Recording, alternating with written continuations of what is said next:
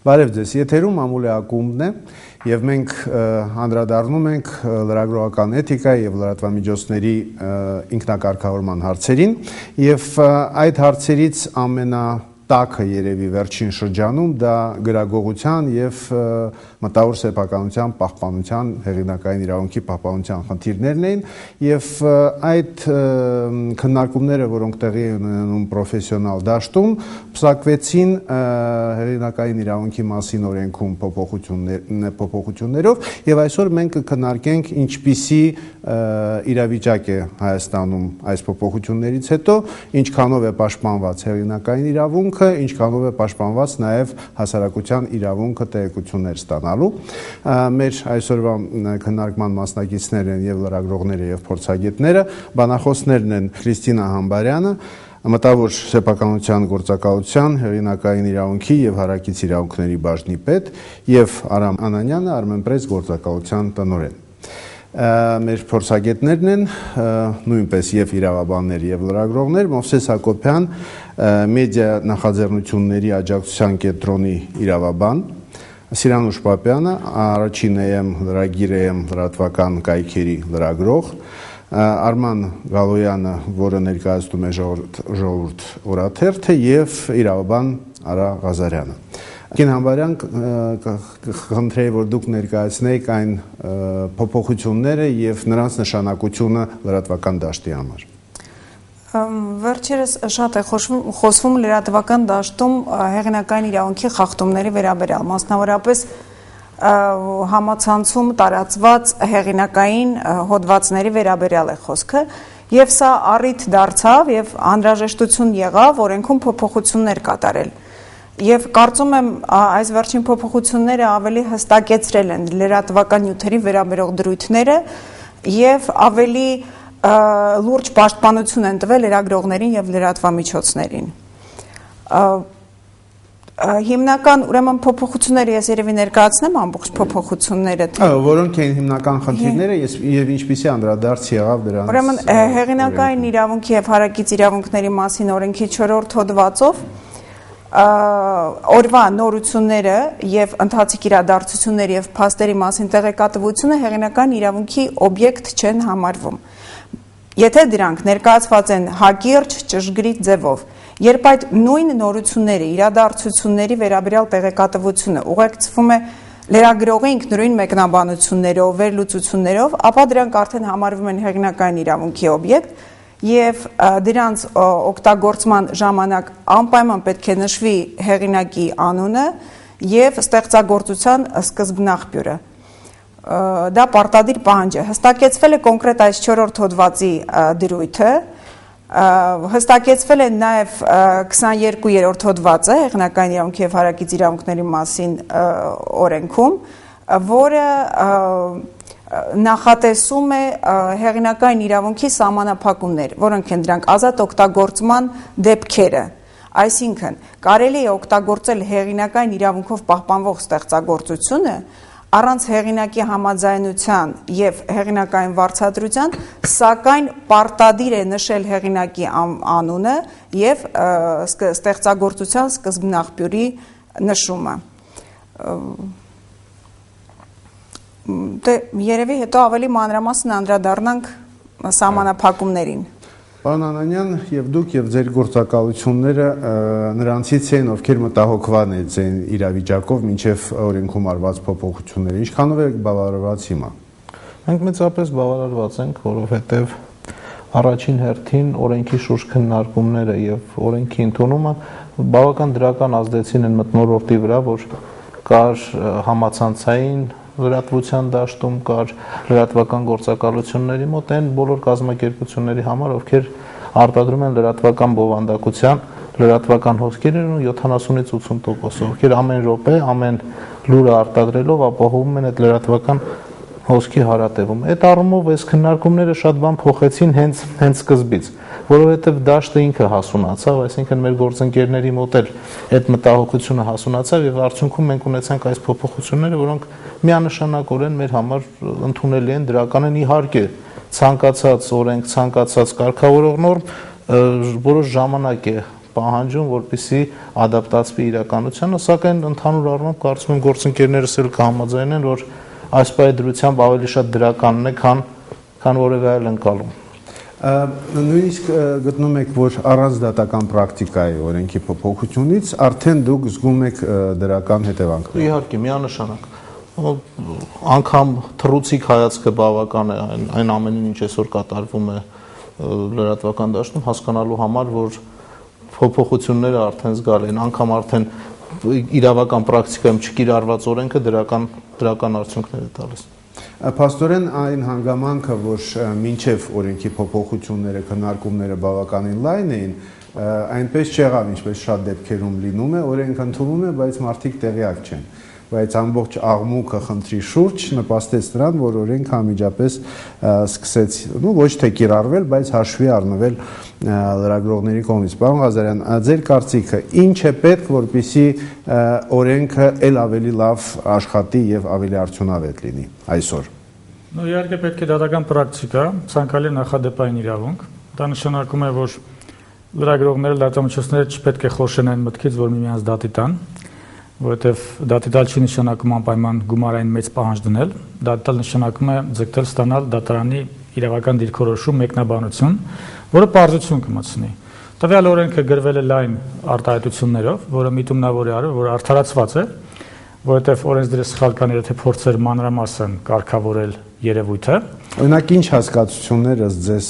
լայն են։ Օրինակ ամենաառանցքային հասկացություններից ասենք լրատվական նյութի բունայությունը, այդ հասկացությունը, կամ նպատակն արդարացնող ծավալ, ինչ է նշանակում։ Դա միայն կարելի է մեկնաբանել կոնկրետ օրինակով, կոնկրետ փաստի հանգամանքների իման վրա եւ հանրության հանրության կիրառողների մոտ այդ փաստական հանգամանքները կմնան հիշողության մեջ եւ ըստ դրա իրենք կարգավորեն իրենց աշխատանքային գործունեությունը, որպեսզի օրենքը չխախտեն, այսինքն դեռ դաշտը բաց է, համարենք, դեռ չկան դատական որոշումներ, չկան նախադեպ,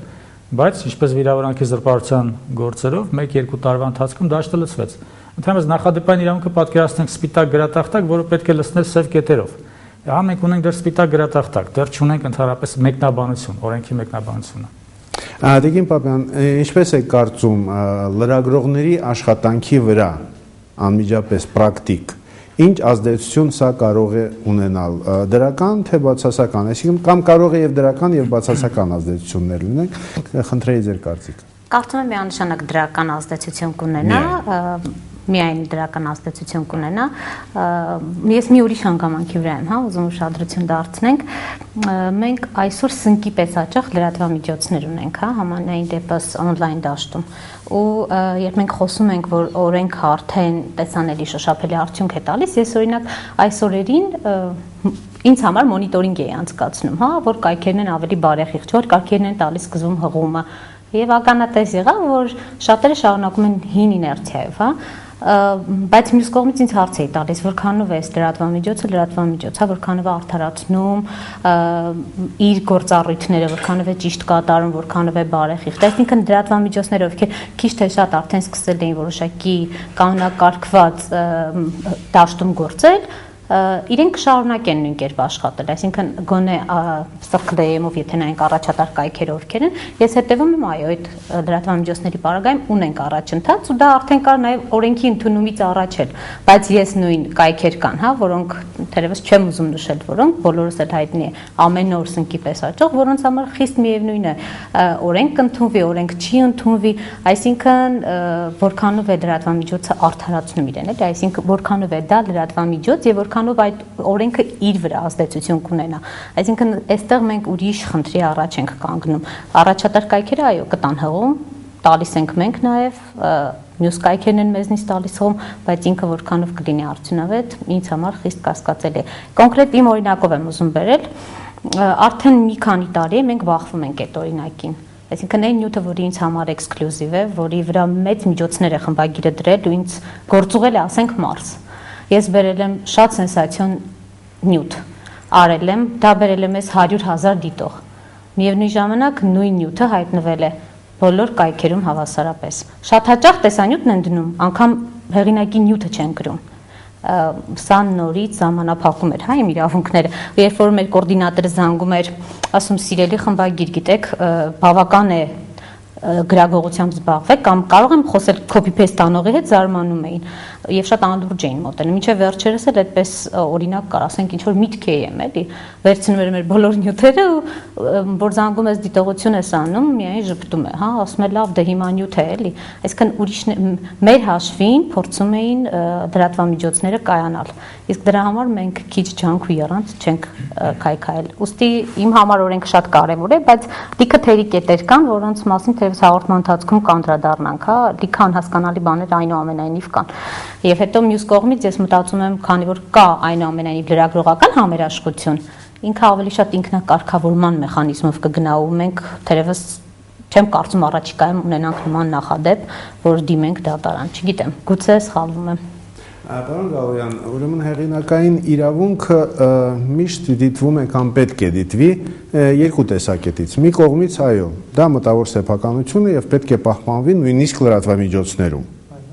Մյուս կողմից լրատվամիջոցները հատուկ առաքելություն ունեն, ինչքան հնարավոր է իրազեկ պահել հանրությանը եւ փաստորեն մտցնելով որոշակի խաղի կանոններ, դու սահմանափակում ես ինչ որտեղ տեղեկատվության հոսքը եւ համապատասխանաբար նաեւ հասարակության իրազեկումը։ Ինչքանով է արդարացված հենց այն մոտեցումը, որը ընդունվել է Հայաստանում, ասես։ Այսպեսի մի հայտնի ձևակերպում կա, ասում է քո իրավունքները ավարտվում են այնտեղ, որտեղից սկսվում են իմ իրավունքները։ Սա հենց այն դեպքն է, դժվար է միանշանակ ասել, այո, մի կողմից մենք բախվում ենք հասարակության տեղեկացվածության իրավունքի հետ, բայց մյուս կողմից կա լրագրող, կա լրատվամիջոց, որը աշխատել է, որը մեծ ջանքեր է տապել, այո, ֆինանսական ռեսուրսներ է ներդրել եւ հիմա ինչքանով է այստեղ բախման մեջ են մեծ հաշվով հասարակության տեղեկացվածության իրավունքը եւ լրագրողի իրավունքը, բայց մյուս կողմից եկեք դիտենք մեկ այլ տեսանկյունից, երբ հիմնականում այն առաջատար կայքերը, որակյալ կայքերը իրենք արդեն իսկ պահպանում են այս օրենքի դրույթները, նաև հաճախ պահպանում են նաև մինչև այս օրենքի ընդունումը, եւ այս խնդիրը որպես այդպիսին ցցուն չէր երևում։ Ինչպես նշեց Սիրանուշը, սա ի հայտ եկավ այն դեպքում, երբ որ սնկի պես սկսեցին աճել լրատվամիջոցները։ Այսինքն, եթե կան ինչ-որ նորաբաց կայքեր, ովքեր կայանալու խնդիր ունեն, այո, իրանց դեպքում պետք է այնուամենայնիվ գնալ ստիպել օրենքով քո հանդեպ, ստիպել օրենքով գործել, բայց մյուս կողմից ու չեմ կարծում, որ այդ դեպքում, երբ որ դու ինքդ ստիպում ես օրենքով գործել, հասարակության տեղեկացվածության իրավունքը մեծապես ոտնահարում ես, որովհետև այնուամենայնիվ, կրկնում եմ, կան լրատվամիջոցներ, ովքեր արդեն իսկ ապահովում են։ Եթե հիշում եք նախկինում, օրինակ, երբ դերևս այսքան շատ չէին էլեկտրոնային լրատվամիջոցները, ինտերնետային կայքերը, մենք նման խնդիր չունենք, տպագիր թեշտերը կամ հեռուստատեսությունները առանձնապես նման խնդիրներ չկար։ Ես դժվարանում եմ հիշել մի դեպք, երբ որ նման ինչ-որ պրոբլեմ եղած լիներ նախկինում, ասենք նույն 2000-ականներին, 2000-ականների սկզբներին։ Դա տեխնիկական բացատրություն ունի, որպեսզի մի թերթը մյուսից արտատիպի ագին ժամանակ անցնի եւ արդեն նորությունը կաշխատի առաջին։ Այսօր կա։ Ինչ վերաբերում է կոնկրետ ձեր հարցին, ասենք պետք է փորձել համադրել եւ հասարակության տեղեկացված լինելու իրավունքը եւ լրագրողի արդեն հենց իրավունքները։ Ես այդպիսի օրինակ վերեմ եւ այդ օրինակի վրա միգուցե դուք փորձեք մեկնաբանել։ Այ սնկիպեծ աջածների մեջ կան նաեւ այդպիսի լրատվամիջոցներ, հիմնականում ցանցային, որոնք ունեն շատ ավելի մեծ լսարան, ընթերցողների քանակ, քան ավանդական լրատվամիջոցները։ Եվ փաստորեն տարածելով տեղեկությունները այդ մեծ լսարանի մոտ, ապահովում են նաև տեղեկատվության իրավունքը հասարակության։ Այս դեպքում ինչ որտեղ հենց այդ մեծ ժողովրդականություն վայելող կայքերը տուժում են, չնայած պարզ է, որ իրենք մեծ աշխատանք կարծես թե չեն անում նյութը պատրաստելու համար, բայց եթե գանք ընթերցողի շահերից չեք տեսնում այստեղ բախում։ Եթե որևէ լրատվամիջոց ցանկանում է արտատպել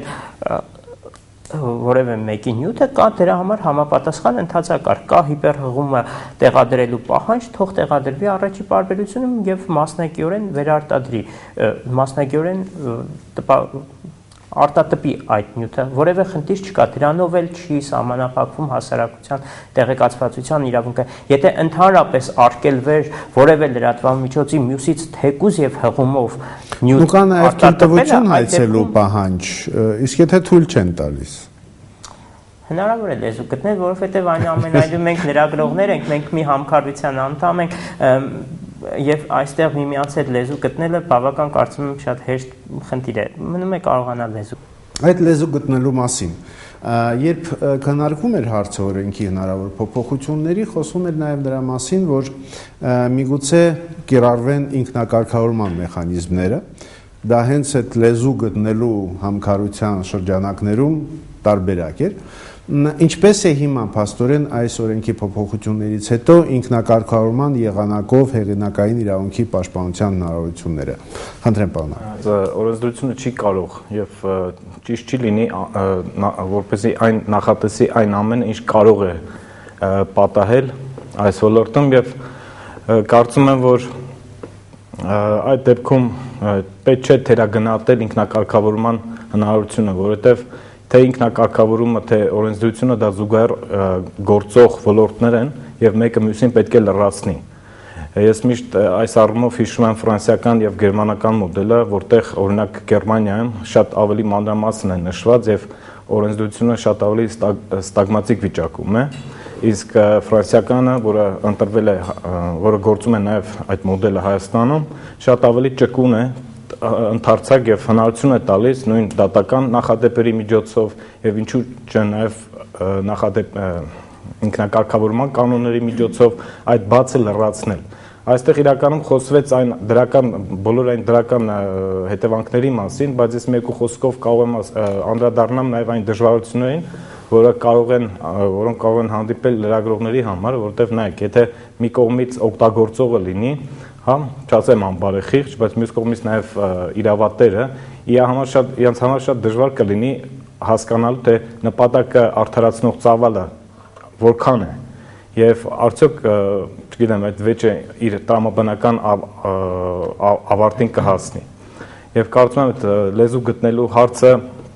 այստեղ շատ կարեւոր է արտադատական ձևով, դա կարող լինի թե օմբուդսմենի ձևով, դա կարող լինի թե էթիկայի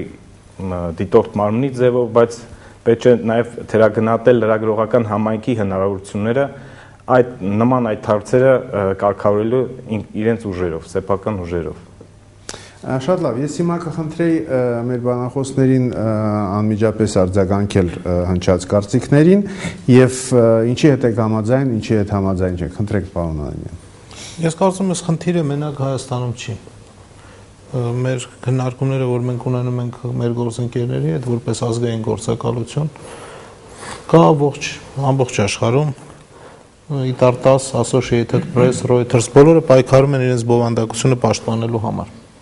Թե դատական կարգով, թե համոզելով, թե խոսելով, ավելի շուտ եւ տեքստը, եւ տեսա, եւ ֆոտո արտադրանք։ Այսինքն ամենուրեք այս խնդրի առաջ կանգնում են։ Ինվոյսներ են ուղարկում, մտնում են դատարան, փորձում են ամեն դեպքում իրենց իրավունքները պաշտպանել։ Մեր ունենք մի առավելություն այս առումով, ավելի փոքր հասարակություն ենք, ավելի կոմպակտ ենք, այո, կարող ենք ինքնակարգավորվել, բայց չգիտես ինչու ինքնակարգավորումը սկսեց այն պահից, երբ որ օրենքը սկսեց քննարկվել։ Այսինքն մարդիկ դառան ավելի բարեխիղճ մի գիշերում։ Երբ հասկացան, որ բողոքող չէ, Armenpress-ը բողոքում էր, զանգում էին, խնդրում էին, գործընկերներս այդ դեպքերը իրանք են երևի միջով անցել, համոզելով, ասելով, որ տղեկ սիրուն չի, այսպես չեն անում, բա հղումը եւ այլն։ Հղումը կարծես հղում տալը մեկը մյուսի վրա Հայաստանում դարել էր այն Մովսեսը, որ սարից իջնում է, ոսկե հորդ են կառուցել, կողը պտտվում են։ Այդ ձևի ինչ որ ոսկե հորդ։ Վերիֆիկացիայի միջոց լինելուց ինքը վերածվել էր, չգիտես ինչ որ բացարձակ արժեքի, կարծես թե բոլորն ունեն մի 500 լրագրող, ամենուրեք են, ծածկում են դաշտը, փառահեղ են, գիտեն ամեն ինչ եւ այլն։ Այնինչ ինքը ընդհանրապես սովորական վերիֆիկացիայի գործիք է։ Այդ բացարձակացումը, այդ վիճակը բերեց նրան, որ ստիպված պիտի լիներ այս կարգավորումը։ Այսինքն այդ ներուժը ինքնակարգավորման ճարահացյալ առաջացավ այն ժամանակ, երբ որ առաջացավ մի մահակ, որը լրագրում է այդպես լինում։ երբ որ մարդիկ ուզում են խուսափեն օրենքի խստություններից, արդեն սկսում են մտածել ինչպես կարելի է առանց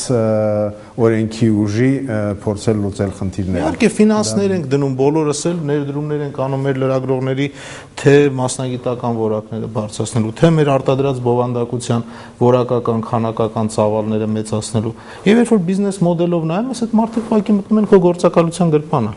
Դու հարկեր ես վճարում, աշխատակազմ ես պահում, աշխատում ես թափանցիկ, տրադիցիոն ավանդական գործակալություն ես, իրավունք չունես այդ բաները չպայելու, սակայն ծլես մի ինչ-որ X AM ու այդ ամեն ինչը քո արտադրածը, քո վճարած հարկերը միանգամից աշխատանքից։ Ճիշտ։ Տիկին Համբարյան, ես կարծում եմ, օրինակ շատ ավելի ճիշտ կլինի աշխատել լրատվամիջոցները իրար հետ աշխատեն համաձայնագրերով։ Պրակտիկան ցույց է տվել, որ սա արդյունավետ միջոց է, այսինքն համաձայնվեն երկկողմանի համաձայնագրեր նյութերը օգտագործելու եւ պարտադիր հղումները տալու, սկզբնաղբյուրը նշելու, հեղինակի անունը։ Այդ դեպքում կարծում եմ խախտումների թիվը բավականաչափ կքչանա։ Իհարկե, եւ պայմանները։ 2006 թվական, եթե չեմ սխալվում, բելգիական մի շարք թերթերի խմբագրություններ դատական հայց էին ներկայացրել Google News-ի դեմ։ Մեղադրում էին նրան, որ իրենց հոդվածների վերնագրերը եւ ընդհանրապես մի քանի նախադասություն հոդվածներից տեղադրված էր Google News կայքում։ Եվ նրանք պնդում էին, որ օգտատերերը, ովքեր այցելում էին Google News կայքը, այդ 1-2 նախադասությունը կարդալով բավարարվում են եւ այլևս նույնիսկ արված հղումները, օրենքով սահմանված հղումները, որ արված էին արդեն Google News-ի կայքում, ոչ մի դեր չէին խաղում, այլևս չէին գնում գլխավոր էջեր եւ ամբողջական հոդվածները այլևս չէին կարդում։ Իհարկե, դատարանում նրանք կարողացան ապացուցել եւ պարտադրեցին Google News-ին իրենց հոդվածները ուրեմն համացանցից հեռացնել, իրենց կայքից հեռացնել։ Հետո արդեն ավելի ուշ այս թերթերի խմբագրությունները համաձայնության եկալ Google News-ի հետ եւ արդեն փոխադարձ համաձայնությամբ տեղադրում էին։ Քանի որ Google News-ի տիրույթում ներկայացված ենք, ասեմ, ինքը շատ հարմար գործիք է, ինքը ուղղակի հղում է, այսինքն վերնագիր, փոքր լիդ, զուտ թիզեր, որպեսզի ինքը ուղղորդի, այսինքն Google News-ի հետ այդ խնդիրը կարծես այդպեսին չի, այն ինչ որ մենք ունեինք դաշտում, այդ ուրիշ խայտառակություն էր, որ քո գրած հարցազրույցը կամ անգամ խմբագրականը ստորագրած նկարով ուղղակի կարող էր ցնդել ուրիշ տեղ հայտնվել, ուրիշ ազգանվան տակ։ Սա իհարկե կոպիտ խախտում է հեղինակային իրավունքի, կոպիտ խախտում։ 1-2 նախադասությամբ կարելի է հոդվածը ներկայացնել, բայց ոչ ամբողջական նյութը։ Հիշեցրեց մի վտանգավոր երևույթի մասին, դա որ ես տեսնում եմ, որի առջև լրատվամիջոցները կանգնած են, դա 21-րդ դարի ինտերնետն է, որը ինքնուրույն խաղացող է։ Այսինքն այսօրվա ինտերնետը դա ինքնուրույն խմբագիր է։ Ֆիզիկական անձ չի, որ նորությունները ստուգում է տեխնիկա, հեղինակային իրավունքի օբյեկտ, թե ոչ։ Այսօրվա ինտերնետը բառերի, ստորակետների, ալգորիթմների միջոցով հավաքում է նորությունների մի փաթեթ եւ ուղարկում է օգտագործողին։ Եվ սա անկառավարելի է։ Հենց Google News-ի օրինակը դա է։ Այսօր լրատվամիջոցների նորությունների ագրեգատները կանգնած են հենց այդ վտանգի առջև, որ նրանք իրենց կամքից անկախ կարող են դատվել։ Չունենալով դիտավորություն խախտել հեղինակային իրավունքը, կարող են դատվել եւ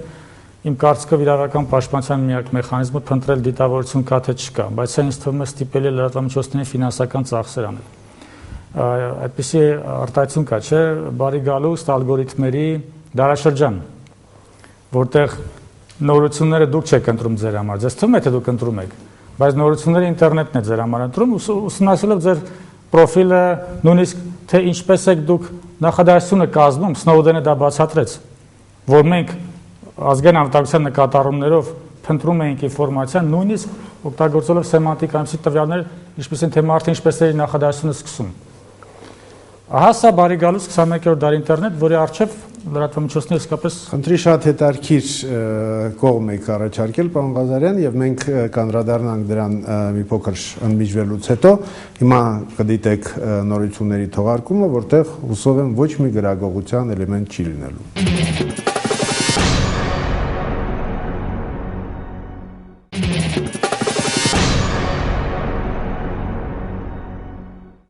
Հարգելի հեռուստադիտող, մենք նորից մամուլի ակումբ հաղորդաշարի տաղավարում ենք եւ շարունակում ենք զրույցը հեղինակային իրավունքների պաշտպանության մասին լրատվամիջոցներում։ Եվ ընդմիջումից առաջ հնչեց այնպիսի կարծիք, որ ինտերնետի զարգացման պայմաններում կարող են լինել իրավիճակներ, երբ փաստորեն նյութը օգտագործվում է անկախ օգտագործողի ցանկությունից նույնիսկ, քանի որ կան այնպիսի մեխանիզմներ ինտերնետում, որոնք ընտրում են առանց մարդու անձի մասնակցության այս կամ այն նյութերը եւ տեղադրում այլ աղբյուրում։ Եվ դրա հետ կապված կան նաեւ կարծիքներ, որ միգուցե ժամանակակին աշխարհում, մանավանդ որ այդ կոմունիկացիոն մարտահրավերները ամեն օր ծագում են նոր դրսևորումներով, ընդհանրապես պետք է համակերպվել նրա հետ, որ պաշտպանել մտավոր սեփականությունը հնարավոր չէ եւ պետք է այլ եղանակներ գտնեն նրանք, ովքեր մտահոգված են։ Համաձայն եք այդ գաղափարի հետ, պարոն Հակոբյան։ Իրականում միայնակ պաշտպանել իր սեփական իրավունքները շատ դժվար է, գրեթե անհնարին։ Նու որպես տարբերակներ ասում են, դու պետք է քո լրատվական կայքի լրատվամիջոցի գործակալությունը տեղադրես միայն այնպիսի նյութեր, որոնք որակյալ են, այնպիսի ընտրություն կատարես, որը սպառողի կողմից գնահատվում է, եւ նրանք օգտվեն հենց քո մոտից։ Նույնիսկ այն դեպքում, եթե այդ նույն նյութը այլ միջավայրում կարող է հայտնվել։ Կամ ուրիշ տարբերակը, որ նույնպես առաջարկվում է, դա բաժանորդագրումն է, բաժանորդագրությամբ տարածելն է։ Աշխատում են այդ միջազգային փորձը ցույց է տալի, որ իրականում միայնակ դժվար է, սակայն գոյություն ունեն իրավունքների կոլեկտիվ պաշտպանության կազմակերպություններ, եթե տվյալ կայքը կամ կազմակերպությունը անդամագրվում է, իր այդ սեփականության իրավունքները, իսկ հեղինակային իրավունքը դա սեփականության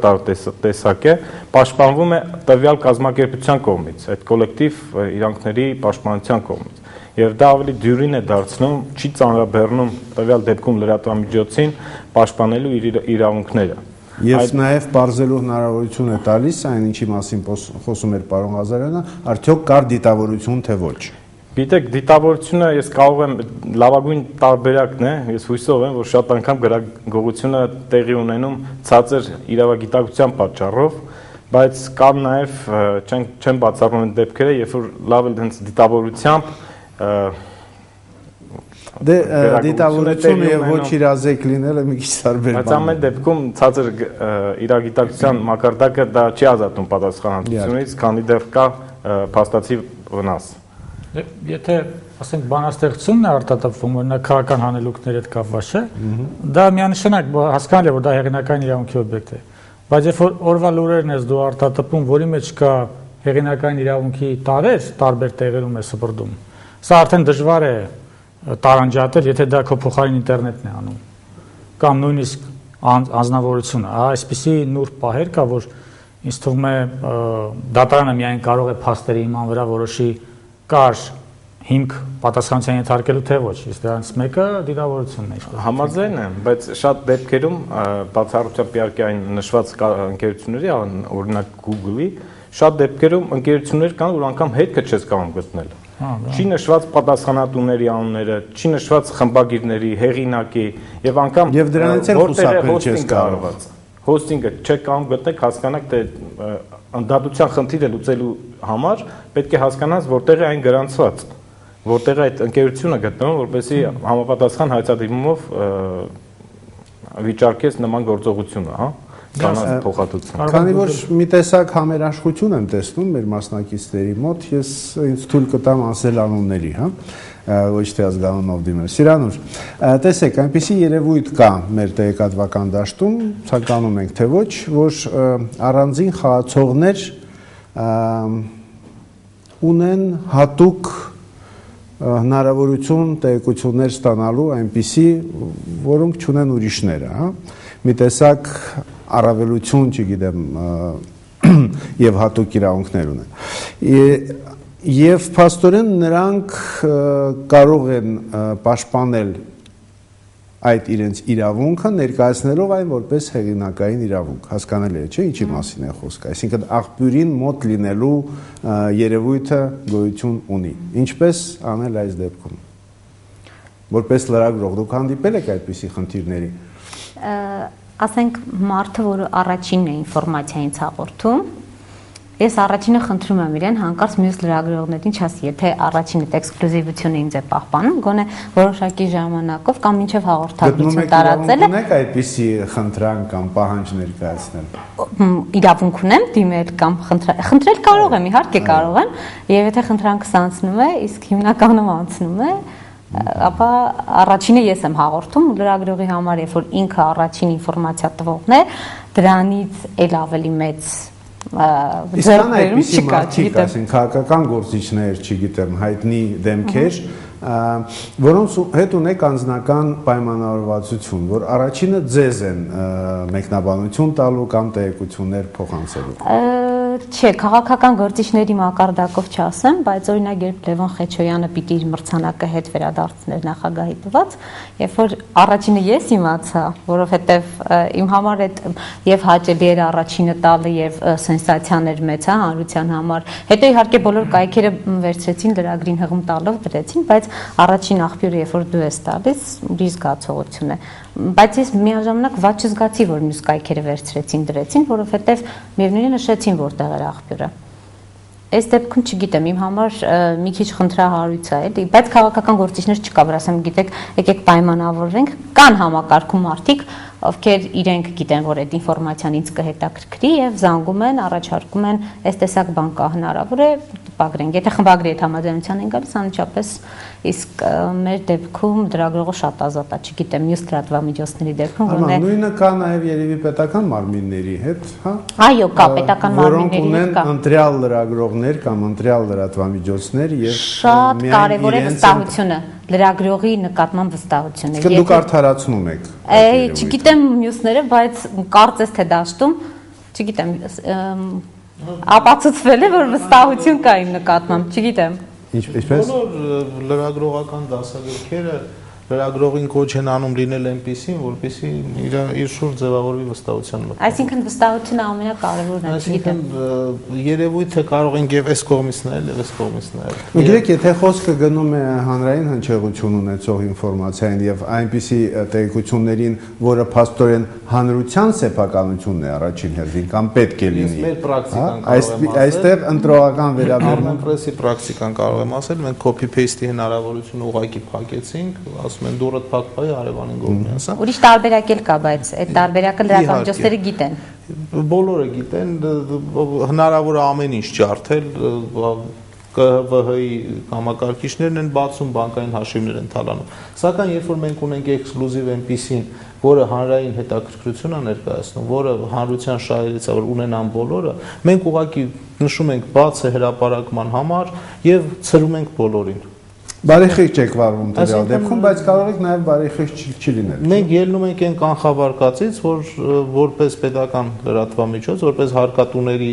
կողմից մասամբ ֆինանսավորվող լրատվամիջոց, մենք նաև այդ պարտավորությունը ունենք, եթե այդ ինֆորմացիան կա հանրությանը իրազեկելու խնդիր կա, մեր գործընկերների հետ դա կիսը։ Դա ինչ որտեղ նաև ձեր առաքելությունն է, որպես պետական գործակալության, բայց կարող են լինել Արման, ես կուզենայի քո, ինքնաբանությունը լսել, կարող են լինել մասնավոր լրատվամիջոցներ, որոնք ոչ պաշտոնական հատուկ հարաբերություններ ունեն նույն պետական մարմինների հետ, իշխանության ներկայացուցիչների հետ եւ չարաշահեն իրենց հեղինակային իրավունքի պաշտպանության հանգամանքը։ Չի ասի, որ միանշանակ այդպես է, ուղղակի նաև նույն պետական մարմինները ունեն իրենց սիրելի լրագրողները ու ոչ սիրելի լրագրողները, սիրելի լրատվամիջոցներ, ոչ սիրելի լրատվամիջոցներ, մի մասը պատրաստ է մեկնաբանություն տալ ցանկացած հեռախոսազանգի կամ էլեկտրոնային նամակի կամ բանավոր հարցման դեպքում, մի մասը անկախ ամեն ինչից, այսպես ասած, շատ չոր բլոկ է դնում քո առաջ կամ լավագույն դեպքում ասում եք գրավոր գրի ես 5 օրյա ժամկետում կպատասխանեմ կամ երբեմն էլ այնպեսի անհետեթ պատասխաններ են տալիս որ նորից մի հատ էլ պիտի գրավոր գրես նորից այսպես նորից խնդրես եւ այլն այդպիսի քաշքշուկներ լինում են մի փոքր ավելի օրինակ քաղաքական դաշտում մի փոքր ավելի հեշտ է այսպես ասած ինչ որ մարդկանց հետ լեզու գտնել այլ նրանց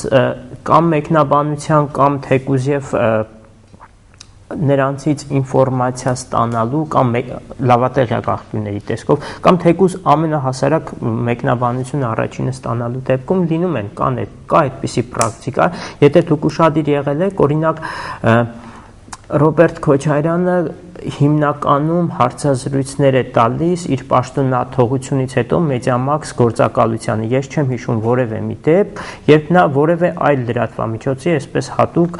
հարցազրույց տված լիներ։ Օրինակ, սա մի դեպք, որը նա մասնավոր անձ է տվյալ դեպքում պաշտոնապես եւ իրավունք ունի ընտրություն կատարել։ Նաև քաղաքական գործիչների մեջ կան մարդիկ, ովքեր իրոք մի լրատվամիջոցի առանձնացնում են կամ փորձում են նրա հետ աշխատել։ Դա մի քանի պատճառ ունի, ասենք առաջին պատճառը միգուցե հենց վստահության գործոնն է, որը ձևավորվել է լրագրողի ու տվյալ անձի մեջ տարիների կամ աշխատանքային այդ գործունեության ընթացքում։ Երբեմն եթե դա կիրառում ես առանց ինչ-որ չարաշահելու, առանց ինչ-որ այլ խնդիրների, դա նորմալ երևույթ է, իսկ եթե դա պիտի չարաշահվի եւ այլն, դա արդեն անթույլատրելի կապ է։ Պարոն Ղազարյան, հնարավոր գտնում եք նաեւ օրենքով եւ օրենքի կիրառմամբ, հա, այդ հանգամանքը նույնպես հաշվի առնել, որ դեպքում ինչպիսի պարագայում, ինչպիսի բացառիկ իրավունքի հիման վրա փաստորեն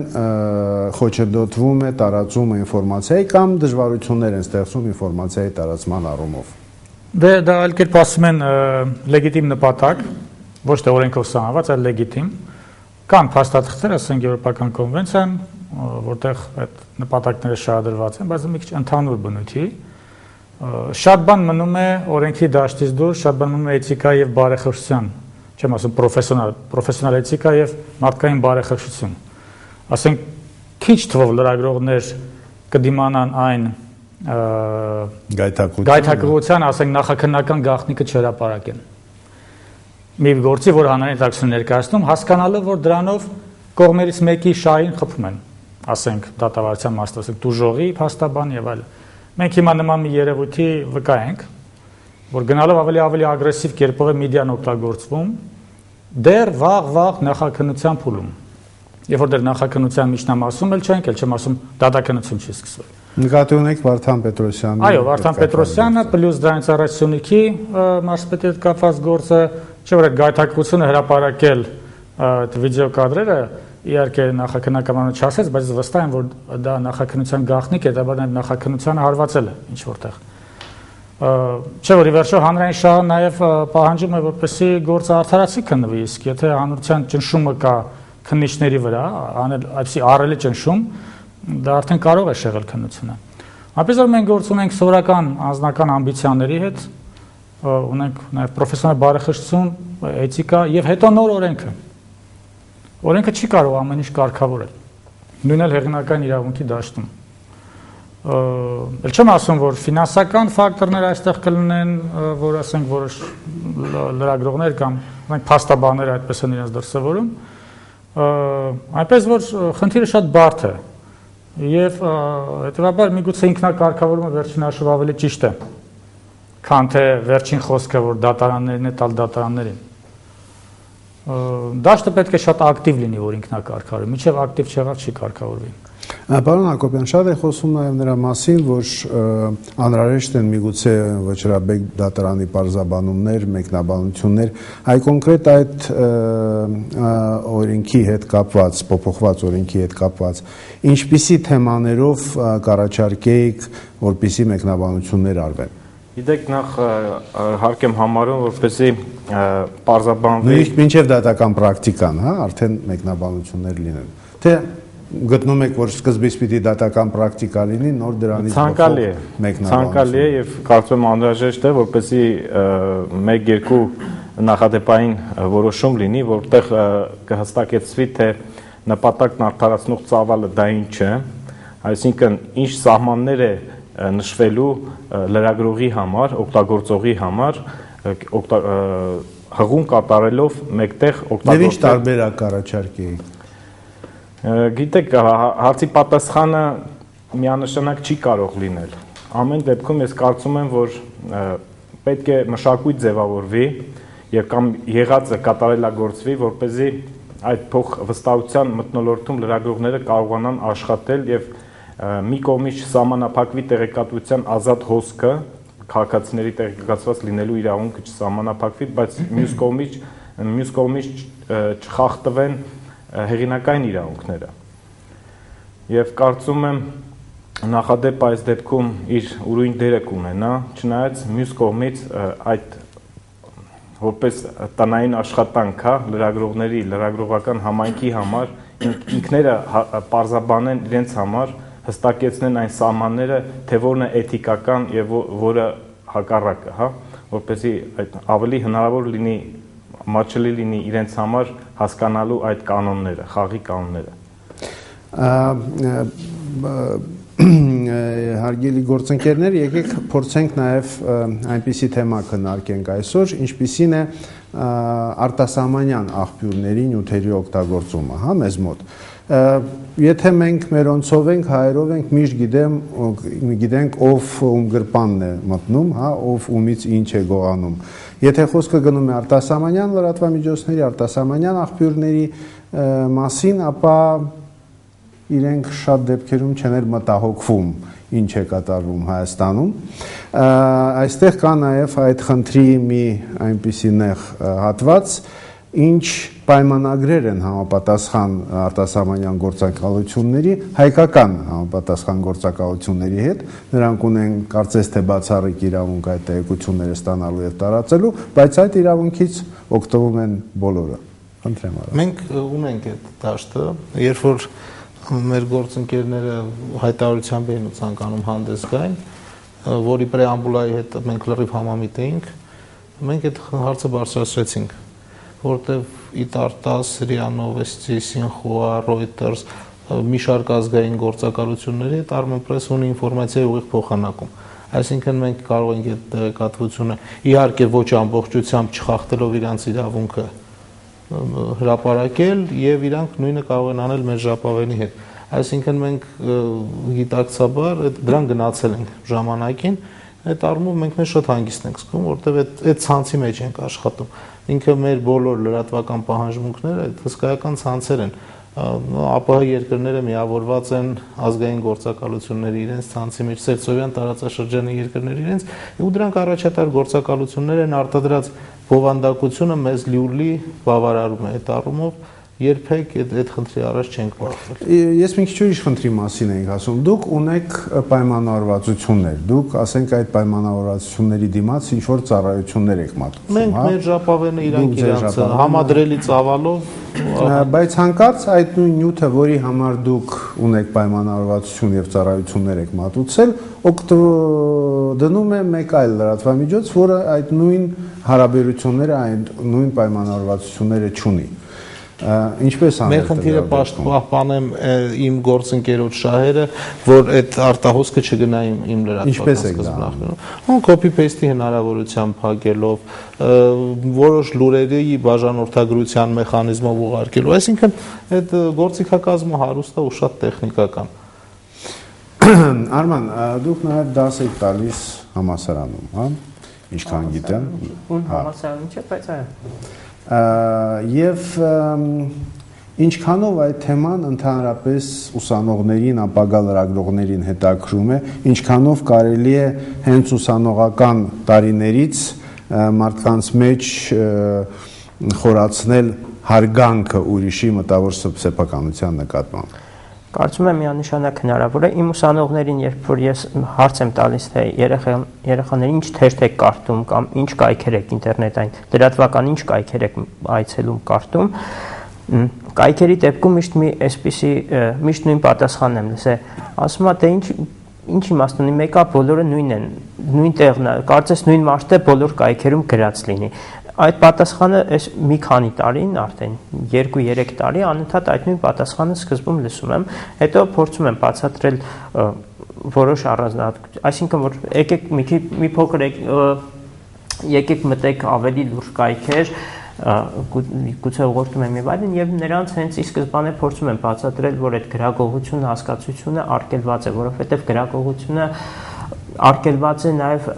բոլոր մամուլի էթիկայի կոդեքսներով եւ սա իմպերատիվ պահանջ է։ Օրինակ, եթե ինֆորմացիայի հավաքման, այսպես ասած, ճակերտավոր անազնիվ եղանակների, ասենք դիմակավորման մեթոդի դեպքում կարելի է ինչ-որ բացառություններ գտնել, ասենք հանուն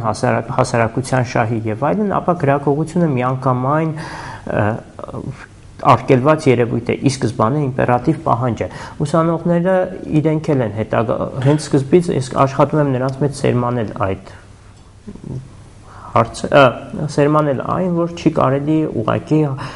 արհամարել մյուսներին, չի կարելի գրագողությամբ զբաղվել, չի կարելի ուրիշի մտավոր սեփականությունը յուրացնել։ Բայց նրանք այո, նրանց մոտ միշտ այդ խնդիրը կա, որ ասում են թե հիմա բոլոր սայթերը նույնն են գրում, ինչ տարբերություն որն է մտնում։ Մի ռեմարկով ավելացնեմ, Ֆարեդ Զաքարիայի օրինակը կա, CNN-ի թղթակից իր թոք-շոուն վարող տաղանդավոր քաղաքագետ, առաջատար համալսարանների դասախոս, ով ուղակի CNN-ի իր բլոգում background-ը նյութի copy-paste էր արել ուրիշից 4 տող։ Դա դարավ սկանդալ, Time Holding-ը մի հասկացրեց ներքին հետաքննություն, իրան 3 ամիս եթերից հեռացրեցին, ինքը ստիպված եղավ ներողություն խնդրել։ Այսինքն արտասահմանում այն երկրներում, որտեղ մեդիան իսկապես չորտ իշխանություն է, լրագրողը ընդհանրապես չեն խոսի հաջորդ օրը, երբ որ իրան բռնեն գրագողության վրա, այ հենց ձեռքից բռնեն, կարիերան կոչնչանա իր։ Տեղում ինքը կդառնա ուղղակի լրատվական դիակ, բայց մեր խնդիրը հիմա ես տեսնում եմ այդ դաշտում, որ լինի անհանդուրժողականության այն մակարդակը, որ կա սովորական լրատվական միջավայրում գրագողության նկատմամբ։ Եվ երևի այս օրենքի արկայությունը հենց դրանով է պայմանավորված, որ մեր մոտ այդ զրոյական հանդուրժողականությունը չկա գրագողության նկատմամբ։ Այսինքն, երբ որ մեկը զանգում է ասում, հալավ դու էլ մի նյութ ինձնից ես տարել։ Բոլորն էլ ինչ որ մի պահի եղել են այդ մեծ համակարգի մասը։ Դրանով այս բոլոր քննարկումների արդյունքում ավարտին մենք գալիս ենք, հիմա զգում եմ, ես լսում եմ թե մեր իրավաբան գործընկերները, թե ժուրնալիստ գործընկերներն ինչ են ասում, նոր որակի քննարկման են բարձրացել։ Այն հարցերը, որ հիմա դրվում են, կես տարի առաջ չէին դրվելու։ Ուղղակի այդ քննարկումները մենք անելու ենք մեր մեջ, անցնելու ենք գրանք։ Իսկ հիմա այս ամեն ինչով, այս գործընթացով մենք իսկապես եկել ենք այդ մանավանդ 5-ից։ Իդեպ այդ անհանդուրժողականության պահը նաև նույն երբ որ փորձում ես ուսանողի հետ խոսել, նաև այդ փորձում ես մատնանշել ոչ այսպես ասեմ մակաբույց կայքեր, որոնք իրենք զբաղված են բացառապես ուրիշի ունեցվածքը յուրացնելով ու ներկայացնելով։ Ու ես միշտ մի այսպիսի տեսակետ ունեմ, միշտ այն համոզմանն եմ, որ անկախ օրենքով դա թույլատրված է թե թույլատրված չի, անկախ նրանից օրենքը դա արգելում է թե չի արգելում, դա մեծապես նաև կախված է մարդուց է կախված, գնա այդ քայլին թե չգնա, նույն մարդասպանությունը կամ չգիտեմ գողությունը կամ շատ այլ հանցանքներ քրեական օրենսգրքով են արգելված ու շատ հանցանքների դեպքում կան բավական լուրջ պատիժներ ընդհանուր մինչև ցմահ ազատազրկում։ Ասենք այդ արդեն մարդուց է, ինքը գնա հանցագործություն անի թե չանի, նույնը այս դեպքում այդ մարդու բարոյական խնդիր է, գնա ուրիշի ունեցվածքը վերցնի իրանով անի, թե լավ կնի ասենք չգնա։ Եվ այստեղ իհարկե համատությունը հետարքեր է, մարդիկ, որոնք աստղեր են լրագրության մեջ, որոնք ձեռք են բերել անուն, հեղինակություն, իրենց մասին ամեն մի նույնիսկ կասկած, հա, բարեխիղճության առումով կարող է կոտրել ամբողջ կարիերան։ Եթե խոսքը երիտասարդների մասին է, այդ խնդիրը իրենք չունեն եւ Սիրանուշ երևի շատ լավ գիտեք, որ շատ ուսանողներ սովորելով եւ անցնելով տարբեր առարկաներ եւ ժուրնալիստական էթիկա եւ օրենքներ եւ այլն մտածում են այդ սաղ ինչ որ ինձ սովորեցնում են նշանակություն ունի միայն համասարանի պատերի ներքո, երբ ես դուրս եմ գալիս անմիջապես պրակտիկ աշխատանքի, ես պետք է ինձ ինքնահաստատեմ։ Իսկ ինքնահաստատվելու համար կարելի է ցանկացած կանոններ խախտել։ Կա այդ երևույթը մեր երիտասարդ լրագրողների մոտ։ Ես ամեն ինչ սիրում եմ իմ օրինակով բերել, էլի, ամեն դեպքում կոնկրետ իմ դեպքում միշտ լավ օրինակով եք ուզում բերել։ Հա, իմ օրինակով եմ բերում, որովհետև թերևս չեմ ուզում նեղացնել մյուս գործընկերներին կամ սկսնակ լրագրողներին, ինքս էլ ինձ շատ դեռ փորձառու չեմ համարում ու կարծում եմ դեռ շատ ժամանակ կա, հա, դրա մասին արդեն խոսելու կամ մրցակցությունը դաժան բան է, գիտեք։ Հավատացեք, երբևէ չկա ինչ-որ մեկը, որ սկսեմ իր հետ մրցել լրագրության մեջ, բայց մի օրինակ է ուզում բերել, որ նախորդ զրույցից չկարողացա մեջ բերել, գրագողության հետ կապված, ուղղակի շատ ցայտուն օրինակ պիտի բերեմ, երբ գործընկերներիցս մեկը շատ էքսկլյուզիվ հարցազրույց էր արել, եւ որոշ ժամանակ անց մի երկու օր հետո դա հայտնվեց ուրիշ կայքում, ուրիշ հեղինակի անունով։ Տևական ժամանակ գործընկերս իրեն իր մեջից դուրս էր գալիս ապացուցելու համար, որ առաջին հեղինակը ինքն է ու սրանք իր հարցերն էին, հա։ Ընդհուպ հասավ հարցը նրան, որ զանգեց տվյալ խմբագրին ու ասաց, որ սա է, հա, ես եմ հեղինակը։ Նույնիսկ այդ դեպքում հարցը շատ հանդուրժողական մթնոլորտում ավարտվեց, այսինքն չեղավ անգամ լեզվակռիվ, չեղավ անգամ հարցեր պարզելու խնդիր, այսինքն լրագրության մեջ այդ ինքնակարգավորման իրար լսելու համերաշխության գործակիցը կա։ Ձեր հարցը որն էր, պարոն Նավասարդյան, մի հատ էլ կհիշեցնեք, ես ուզում էի ուղղակի հավելել։ Երիտասարդները շատ լավ սովորելով համալսարանում ինչպիսին են էթիկայի նորմերը, ինչպիսին է, ասենք, հեղինակային իրավունքի պահանջը, ինչպես է դրված օրենքում, երբ դուրս են գալիս պրակտիկ աշխատանքի, համարում են, որ ամբողջ սովորած այլևս նշանակություն չունի։ Մենք ունենք ուսանողներ, ես ուզում եմ մեր կայքի օրինակով նաև բերել, եւ շատ են գալիս սկսնակներ։ Այս տեսակ խնդիրը, որ դուք ասում եք, ես իսկապես չեմ բախվել, բայց մի ուրիշ առավելություն եմ նկատել, այս ավելի նոր երիտասարդ ավարտած ուսանողների մոտ, շատ ավելի համարձակ են, այսինքն մենք երբ որ նոր էինք կայանում, այս տեսակ չէր, էլի, իրենց դեպքում շատ ավելի համարձակ են, ճիշտ պահին կարողանում են արձագանքել, շատ մոբիլ են, շատ արագ են, մի փոքր գուցե չպատճառաբանված մեծամտություն կա, բայց գոնե ընդհանուր առմամբ ես նկատում եմ դա եւ նաեւ ունեն լրագրողական յուղ, որ ասում են գնալով պակասում է, լավ լրագրողի կարիք միշտ է շատ կա, բայց ես գոնե մեր պարագայում մի երկու լրագրող կա, որ սկսնակ են, դեռ շարունակում են սովորել մեզ մոտ աշխատում են, բայց ես ամեն օր եմ իրենց պրոգրեսը տեսնում ու ինքնահաստատման, հա, կայացման ճանապարհին ես չեմ տեսնում, որ իրենք ինչ-որ օրինակներ խախտեն, հեղինակային իրավունք խախտեն, ավելին իրենք շատ ավելի ուշադիր են մյուս կայքերում ինչ է կատարվում։ Ես կարող եմ այդ կայքը չնայեմ, բայց ինքն ասի այս կայքում այսինչ բանը գնաց։ Այ խոսվեց նրա մասին, թե ինչպիսի մեկնաբանություններ եւ պարզաբանումներ պիտի լինեն օրենքի կիրառման ընթացքում, եւ լավ է, որ Սիրանուշը հարցազրույցի օրինակը բերեց, ինքը շատ հետաքրքիր երևույթ է, երբ մենք խոսում ենք նրա մասին, ինչ չափով կարելի է օգտվել, ինչ ծավալով կարելի է օգտվել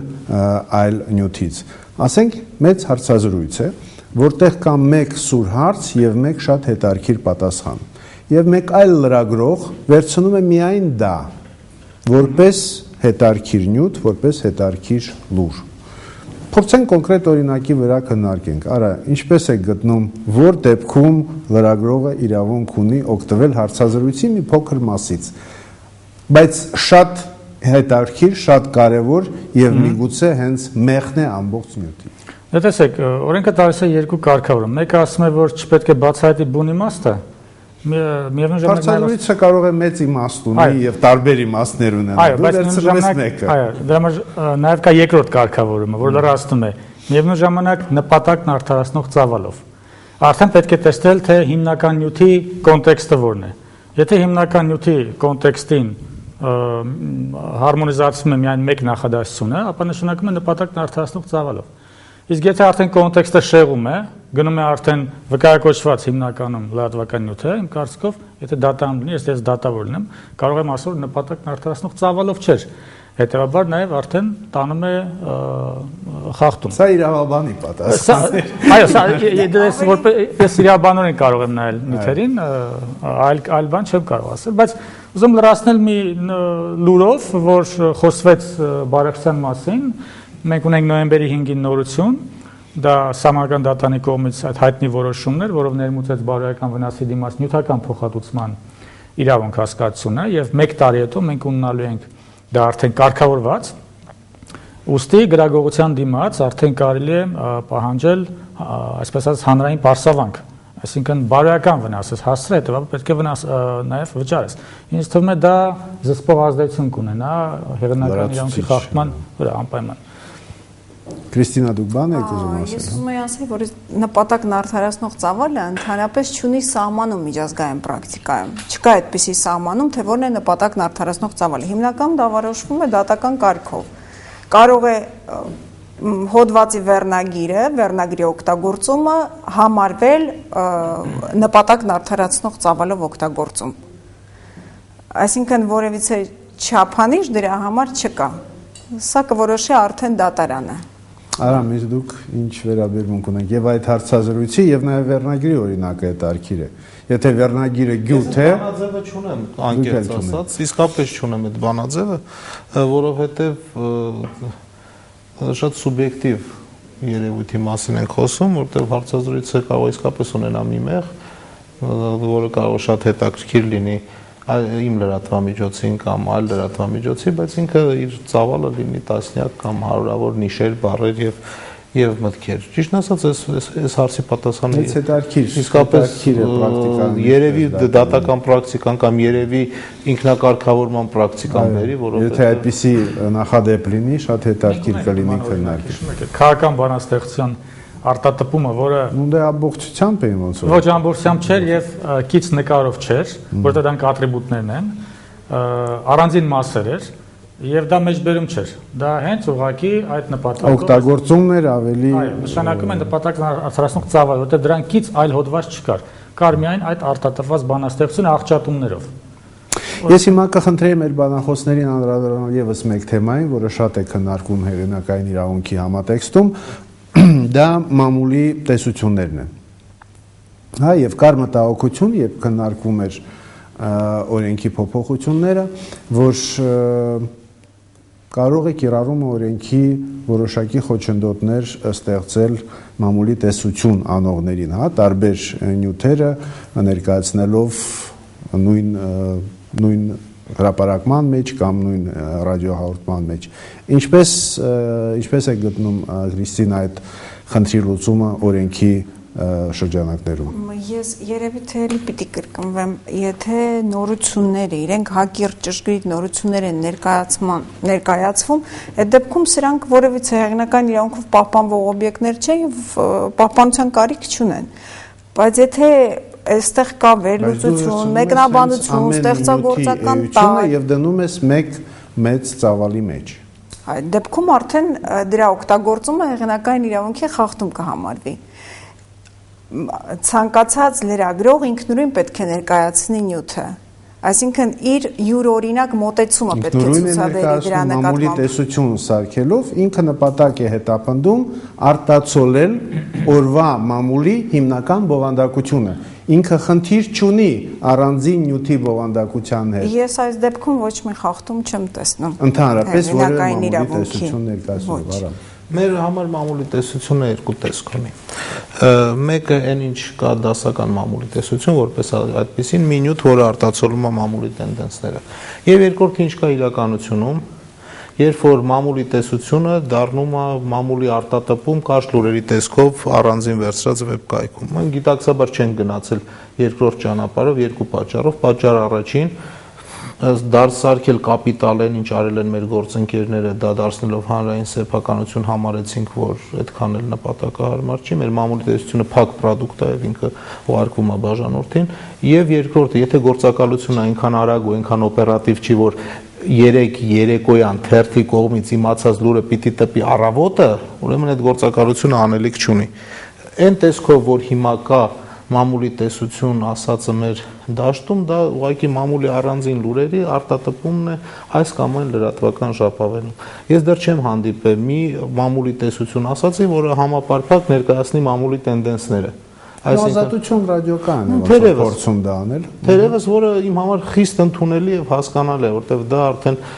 այդ արտատպման բանը չի։ Տալիս է տենդենսը, տալիս են մտահոգությունները, որ ունի այսօր օրվա տպագիր մամուլը, իմ համար իմ լրատվական պահանջարկը խիստ բավարարելով, բայց ոչ թե կոնտենտ։ Բայց եղել է նաև նախադեպեր, երբ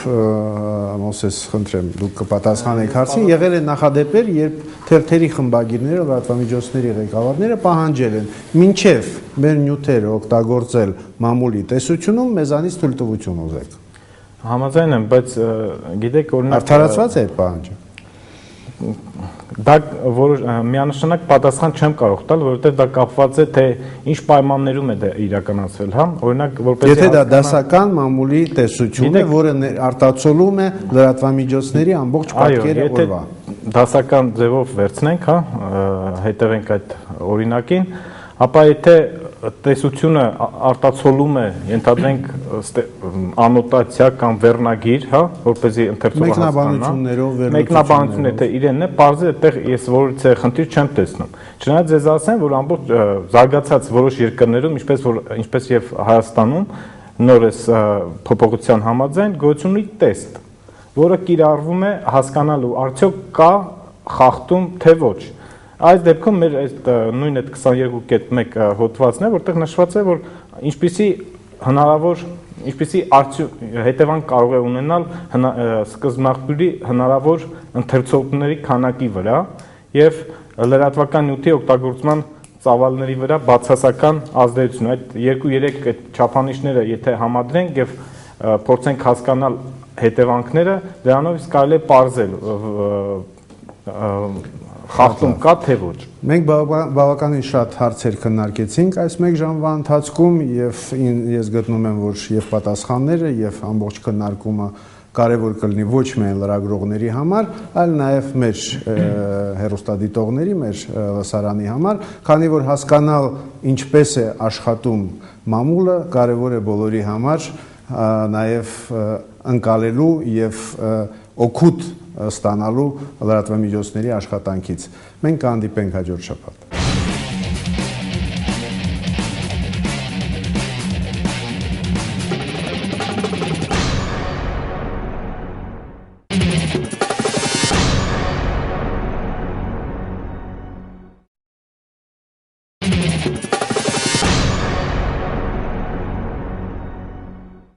Հարգելի հեռուստադիտող, մենք նորից մամուլի ակումբ հաղորդաշարի տաղավարում ենք եւ շարունակում ենք զրույցը հեղինակային իրավունքների պաշտպանության մասին լրատվամիջոցներում։ Եվ ընդմիջումից առաջ հնչեց այնպիսի կարծիք, որ ինտերնետի զարգացման պայմաններում կարող են լինել իրավիճակներ, երբ փաստորեն նյութը օգտագործվում է անկախ օգտագործողի ցանկությունից նույնիսկ, քանի որ կան այնպիսի մեխանիզմներ ինտերնետում, որոնք ընտրում են առանց մարդու անձի մասնակցության այս կամ այն նյութերը եւ տեղադրում այլ աղբյուրում։ Եվ դրա հետ կապված կան նաեւ կարծիքներ, որ միգուցե ժամանակակից աշխարհում, մանավանդ որ այդ կոմունիկացիոն մարտահրավերները ամեն օր ծագում են նոր դրսևորումներով, ընդհանրապես պետք է համակերպվել նրա հետ, որ պաշտպանել մտավոր սեփականությունը հնարավոր չէ եւ պետք է այլ եղանակներ գտնեն նրանք, ովքեր մտահոգված են։ Համաձայն եք այդ գաղափարի հետ, պարոն Հակոբյան։ Իրականում միայնակ պաշտպանել իր սեփական իրավունքները շատ դժվար է, գրեթե անհնարին։ Նու որպես տարբերակներ ասում են, դու պետք է քո լրատվական կայք է, լրատվամիջոց է գործակալությունը տեղադրես միայն այնպիսի նյութեր, որոնք որակյալ են, այնպիսի ընտրություն կատարես, որը սպառողի կողմից գնահատվում է եւ նրանք օգտվեն հենց քո մոտից։ Նույնիսկ այն դեպքում, եթե այդ նույն նյութը այլ միջավայրում կարող է հայտնվել։ Կամ ուրիշ տարբերակը, որ նույնպես առաջարկվում է, դա բաժանորդագրումն է։ Բաժանորդագրությամբ տարածելն է։ Աշխատում են այդ միջոցները։ Միջազգային փորձը ցույց է տալի, որ իրականում միայնակ դժվար է, սակայն գոյություն ունեն իրավունքների կոլեկտիվ պաշտպանության կազմակերպություններ, եթե տվյալ կայքը կամ կազմակերպությունը անդամագրվում է, իր այդ սեփականության իրավունքները, իսկ հեղինակային իրավունքը դա սեփականության տարատեսակ է, պաշտպանվում է տվյալ կազմակերպության կողմից, այդ կոլեկտիվ իրավունքների պաշտպանության կողմից։ Եվ դա ավելի դյուրին է դարձնում, չի ծանրաբեռնում տվյալ դեպքում լրատվամիջոցին պաշտպանելու իր իրավունքները։ Եվ նաև բարձելու հնարավորություն է տալիս այն, ինչի մասին խոսում էր պարոն Ղազարյանը, արդյոք կար դիտավորություն թե ոչ։ Գիտեք, դիտավորությունը ես կարող եմ լավագույն տարբերակն է, ես հույսով եմ, որ շատ անգամ գրագողությունը տեղի ունենում ցածր իրավագիտակցության պատճառով, բայց կան նաև չեն բացառվում դեպքերը, երբ որ լավ հենց դիտավորությամբ դիտավորությունը եւ ոչ իրազեկ լինելը մի քիչ տարբեր բան է։ Բայց ամեն դեպքում ցածր իրագիտակցության մակարդակը դա չի ազատում պատասխանատվությունից, քանի դեռ կա փաստացի վնաս։ Եթե ասենք բանաստեղծությունն է արտադրվում, օրինակ քաղաքական հանելուկների հետ կապված չէ, դա միանշանակ հասկանալի է, որ դա հեղինակային իրավունքի օբյեկտ է։ Բայց երբ որ օրվա լուրերն ես դու արտադրում, որի մեջ կա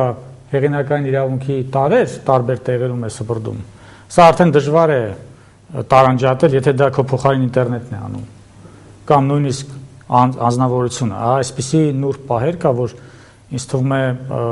դատարանը միայն կարող է փաստերի հիման վրա որոշի կար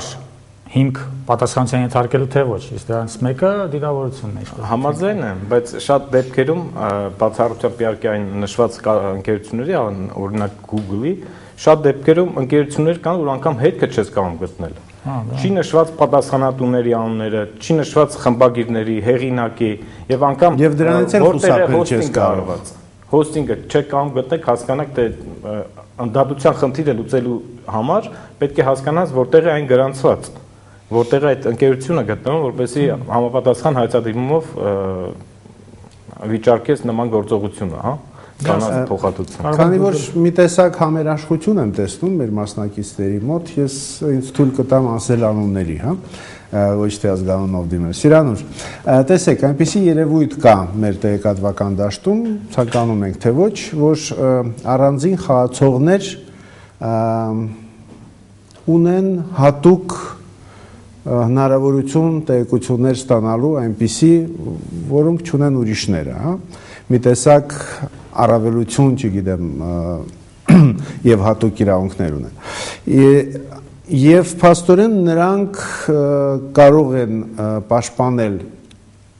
այդ իրենց իրավունքը ներկայացնելով այն որպես հեղինակային իրավունք, հասկանալի է, չէ՞, ինչի մասին է խոսքը, այսինքն աղբյուրին մոտ լինելու երևույթը գոյություն ունի։ Ինչպես անել այս դեպքում։ Որպես լրագրող դուք հանդիպել եք այդպիսի խնդիրների։ Ասենք մարդը, որը առաջինն է ինֆորմացիային հաղորդում, ես առաջինը խնդրում եմ իրեն հանկարծ մյուս լրագրողներին չասի, եթե առաջինը էքսկլյուզիվությունը ինձ է պահպանում, գոնե որոշակի ժամանակով կամ մինչև հաղորդագրություն տարածելը։ Ունեք այդպիսի խնդրան կամ պահանջ ներկայացնել։ Իրավունք ունեմ դիմել կամ խնդրել կարող եմ, իհարկե կարող եմ, եւ եթե խնդրանքս անցնում է, իսկ հիմնականում անցնում է, ապա առաջինը ես եմ հաղորդում լրագրողի համար, երբ որ ինքը առաջին ինֆորմացիա տվողն է, դրանից էլ ավելի մեծ ձեռքբերում չկա, չգիտեմ, քաղաքական գործիչներ, չգիտեմ, հայտնի դեմքեր, որոնց հետ ունեք անձնական պայմանավորվածություն, որ առաջինը ձեզ են մեկնաբանություն տալու կամ տեղեկություններ փոխանցելու։ Չէ, քաղաքական գործիչների մակարդակով չասեմ, բայց օրինակ երբ Լևոն Խեչոյանը պիտի իր մրցանակը հետ վերադարձներ նախագահի տված, երբ որ առաջինը ես իմացա, որովհետև իմ համար այդ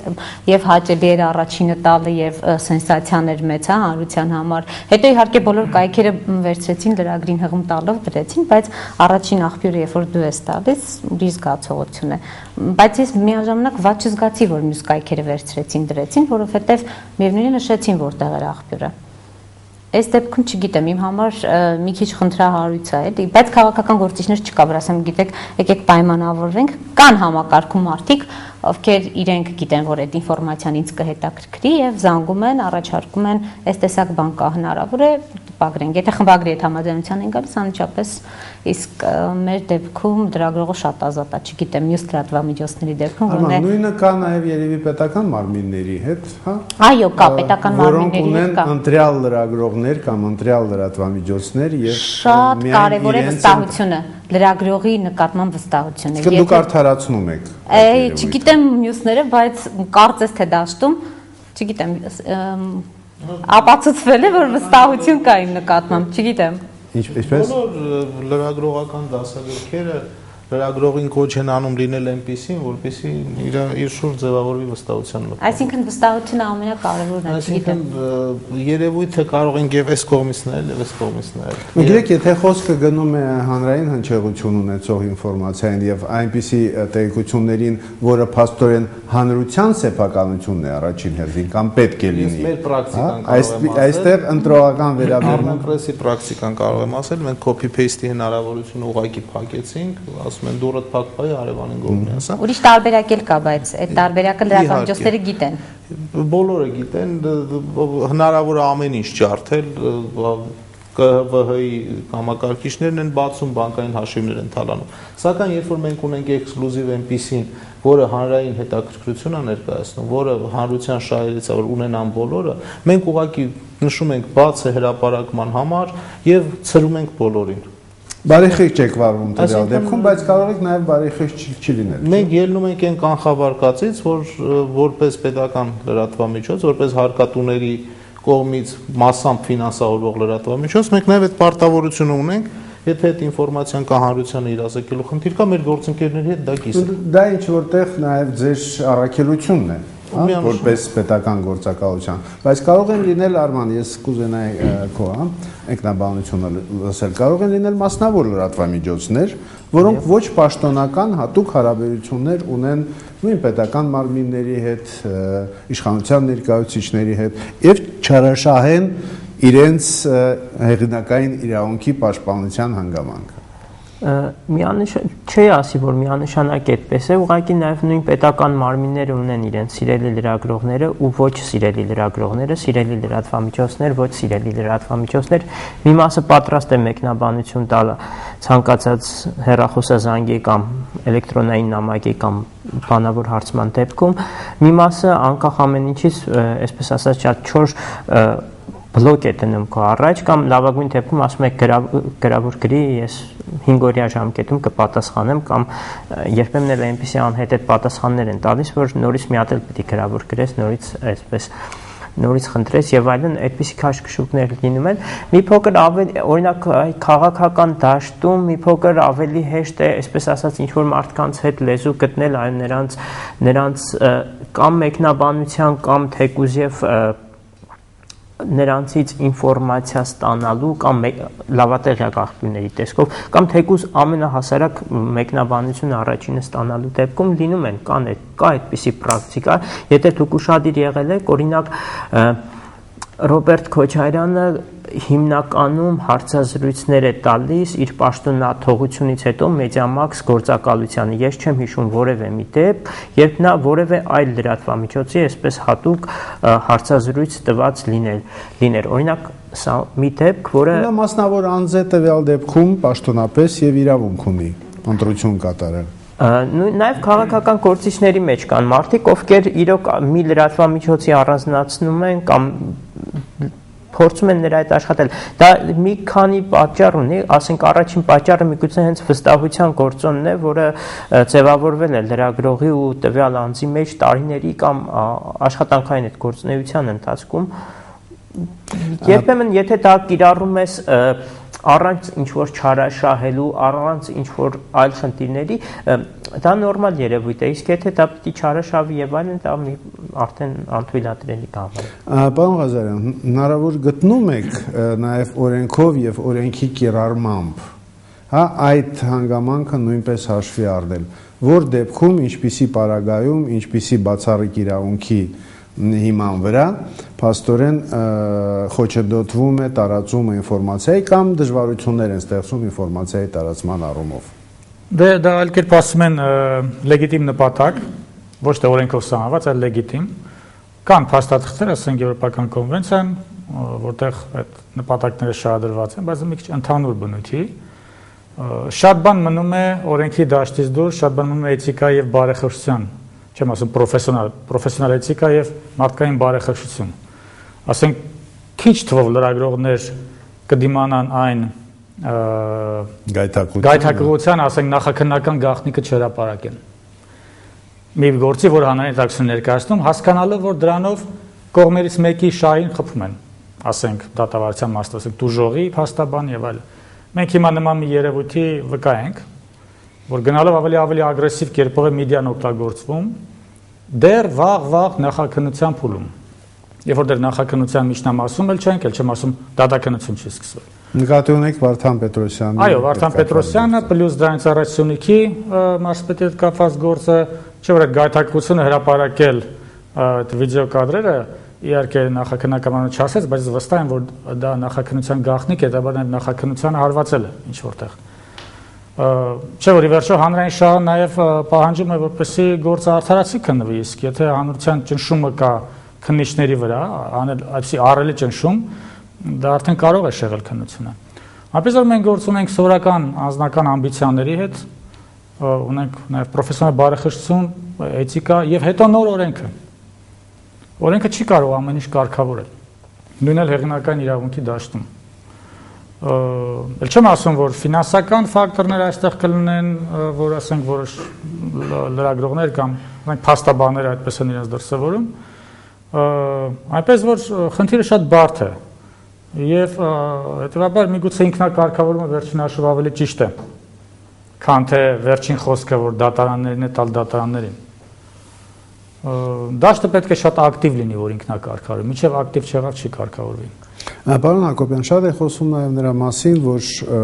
անհրաժեշտ են միգուցե Վճռաբեկ դատարանի պարզաբանումներ, մեկնաբանություններ, այ կոնկրետ այդ օրենքի հետ կապված, փոփոխված օրենքի հետ կապված, ինչպիսի թեմաներով կառաջարկեիք, որպիսի մեկնաբանություններ արվեն։ Գիտեք, նախ հարկ եմ համարում, որպեսզի պարզաբանվի նույնիսկ մինչև դատական պրակտիկան, հա, արդեն մեկնաբանություններ լինեն։ Թե գտնում եք, որ սկզբից պիտի դատական պրակտիկա լինի, նոր դրանից ցանկալի է եւ կարծում եմ անհրաժեշտ է, որպեսզի 1-2 նախադեպային որոշում լինի, որտեղ կհստակեցվի, թե նպատակն արդարացնող ծավալը դա ինչ է, այսինքն ինչ սահմաններ է նշվելու լրագրողի համար, օգտագործողի համար, հղում կատարելով մեկտեղ օգտագործել։ Եվ ինչ տարբերակ կառաջարկեիք։ Գիտեք, հարցի պատասխանը միանշանակ չի կարող լինել։ Ամեն դեպքում ես կարծում եմ, որ պետք է մշակույթ ձևավորվի եւ կամ եղածը կատարելագործվի, որպեսզի այդ փոխվստահության մթնոլորտում լրագրողները կարողանան աշխատել եւ մի կողմից չսահմանափակվի տեղեկատվության ազատ հոսքը, քաղաքացիների տեղեկացված լինելու իրավունքը չսահմանափակվի, բայց մյուս կողմից չխախտվեն հեղինակային իրավունքները։ Եվ կարծում եմ նախադեպը այս դեպքում իր ուրույն դերը կունենա, չնայած մյուս կողմից այդ որպես տնային աշխատանք, հա, լրագրողների, լրագրողական համայնքի համար ինքները պարզաբանեն իրենց համար, հստակեցնեն այն սահմանները, թե որն է էթիկական եւ որը հակառակը, հա, որպեսզի այդ ավելի հնարավոր լինի, մատչելի լինի իրենց համար հասկանալու այդ կանոնները, խաղի կանոնները։ Հարգելի գործընկերներ, եկեք փորձենք նաև այնպիսի թեմա քննարկենք այսօր, ինչպիսին է արտասահմանյան աղբյուրների նյութերի օգտագործումը, հա, մեզ մոտ։ Եթե մենք մերոնցով ենք, հայերով ենք, միշտ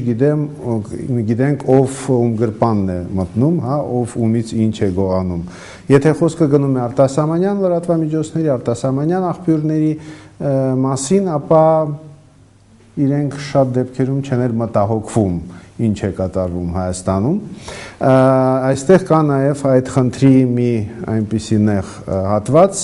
ինչ պայմանագրեր են համապատասխան արտասահմանյան գործակալությունների, հայկական համապատասխան գործակալությունների հետ, նրանք ունեն կարծես թե բացառիկ իրավունք այդ տեղեկությունները ստանալու եւ տարածելու, բայց այդ իրավունքից օգտվում են բոլորը։ Խնդրեմ արդ։ Մենք ունենք այդ դաշտը, երբ որ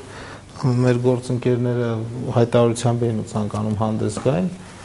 որի պրեամբուլայի հետ մենք լրիվ համամիտ էինք, մենք այդ հարցը բարձրացրեցինք,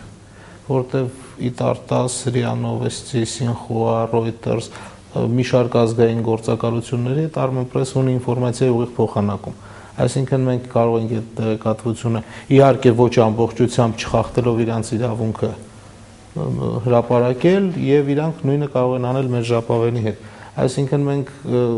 գիտակցաբար դրան գնացել ենք ժամանակին, այդ առումով մենք մեզ շատ հանգիստ ենք զգում, որտեվ այդ ցանցի մեջ ենք աշխատում։ Ինքը մեր բոլոր լրատվական պահանջմունքները այդ հսկայական ցանցեր են։ ԱՊՀ երկրները միավորված են ազգային գործակալությունների իրենց ցանցի մեջ, Սերտսովյան տարածաշրջանի երկրների իրենց, ու դրանք առաջատար գործակալություններ են արտադրած բովանդակությունը մեզ լիուրլի բավարարում է այդ առումով երբեք այդ խնդրի առաջ չենք բախվել։ Ես մի քիչ ուրիշ խնդրի մասին էինք ասում։ Դուք ունեք պայմանավորվածություններ, դուք ասենք այդ պայմանավորվածությունների դիմաց ինչ որ ծառայություններ եք մատուցում, մենք մեր ժապավենը իրանք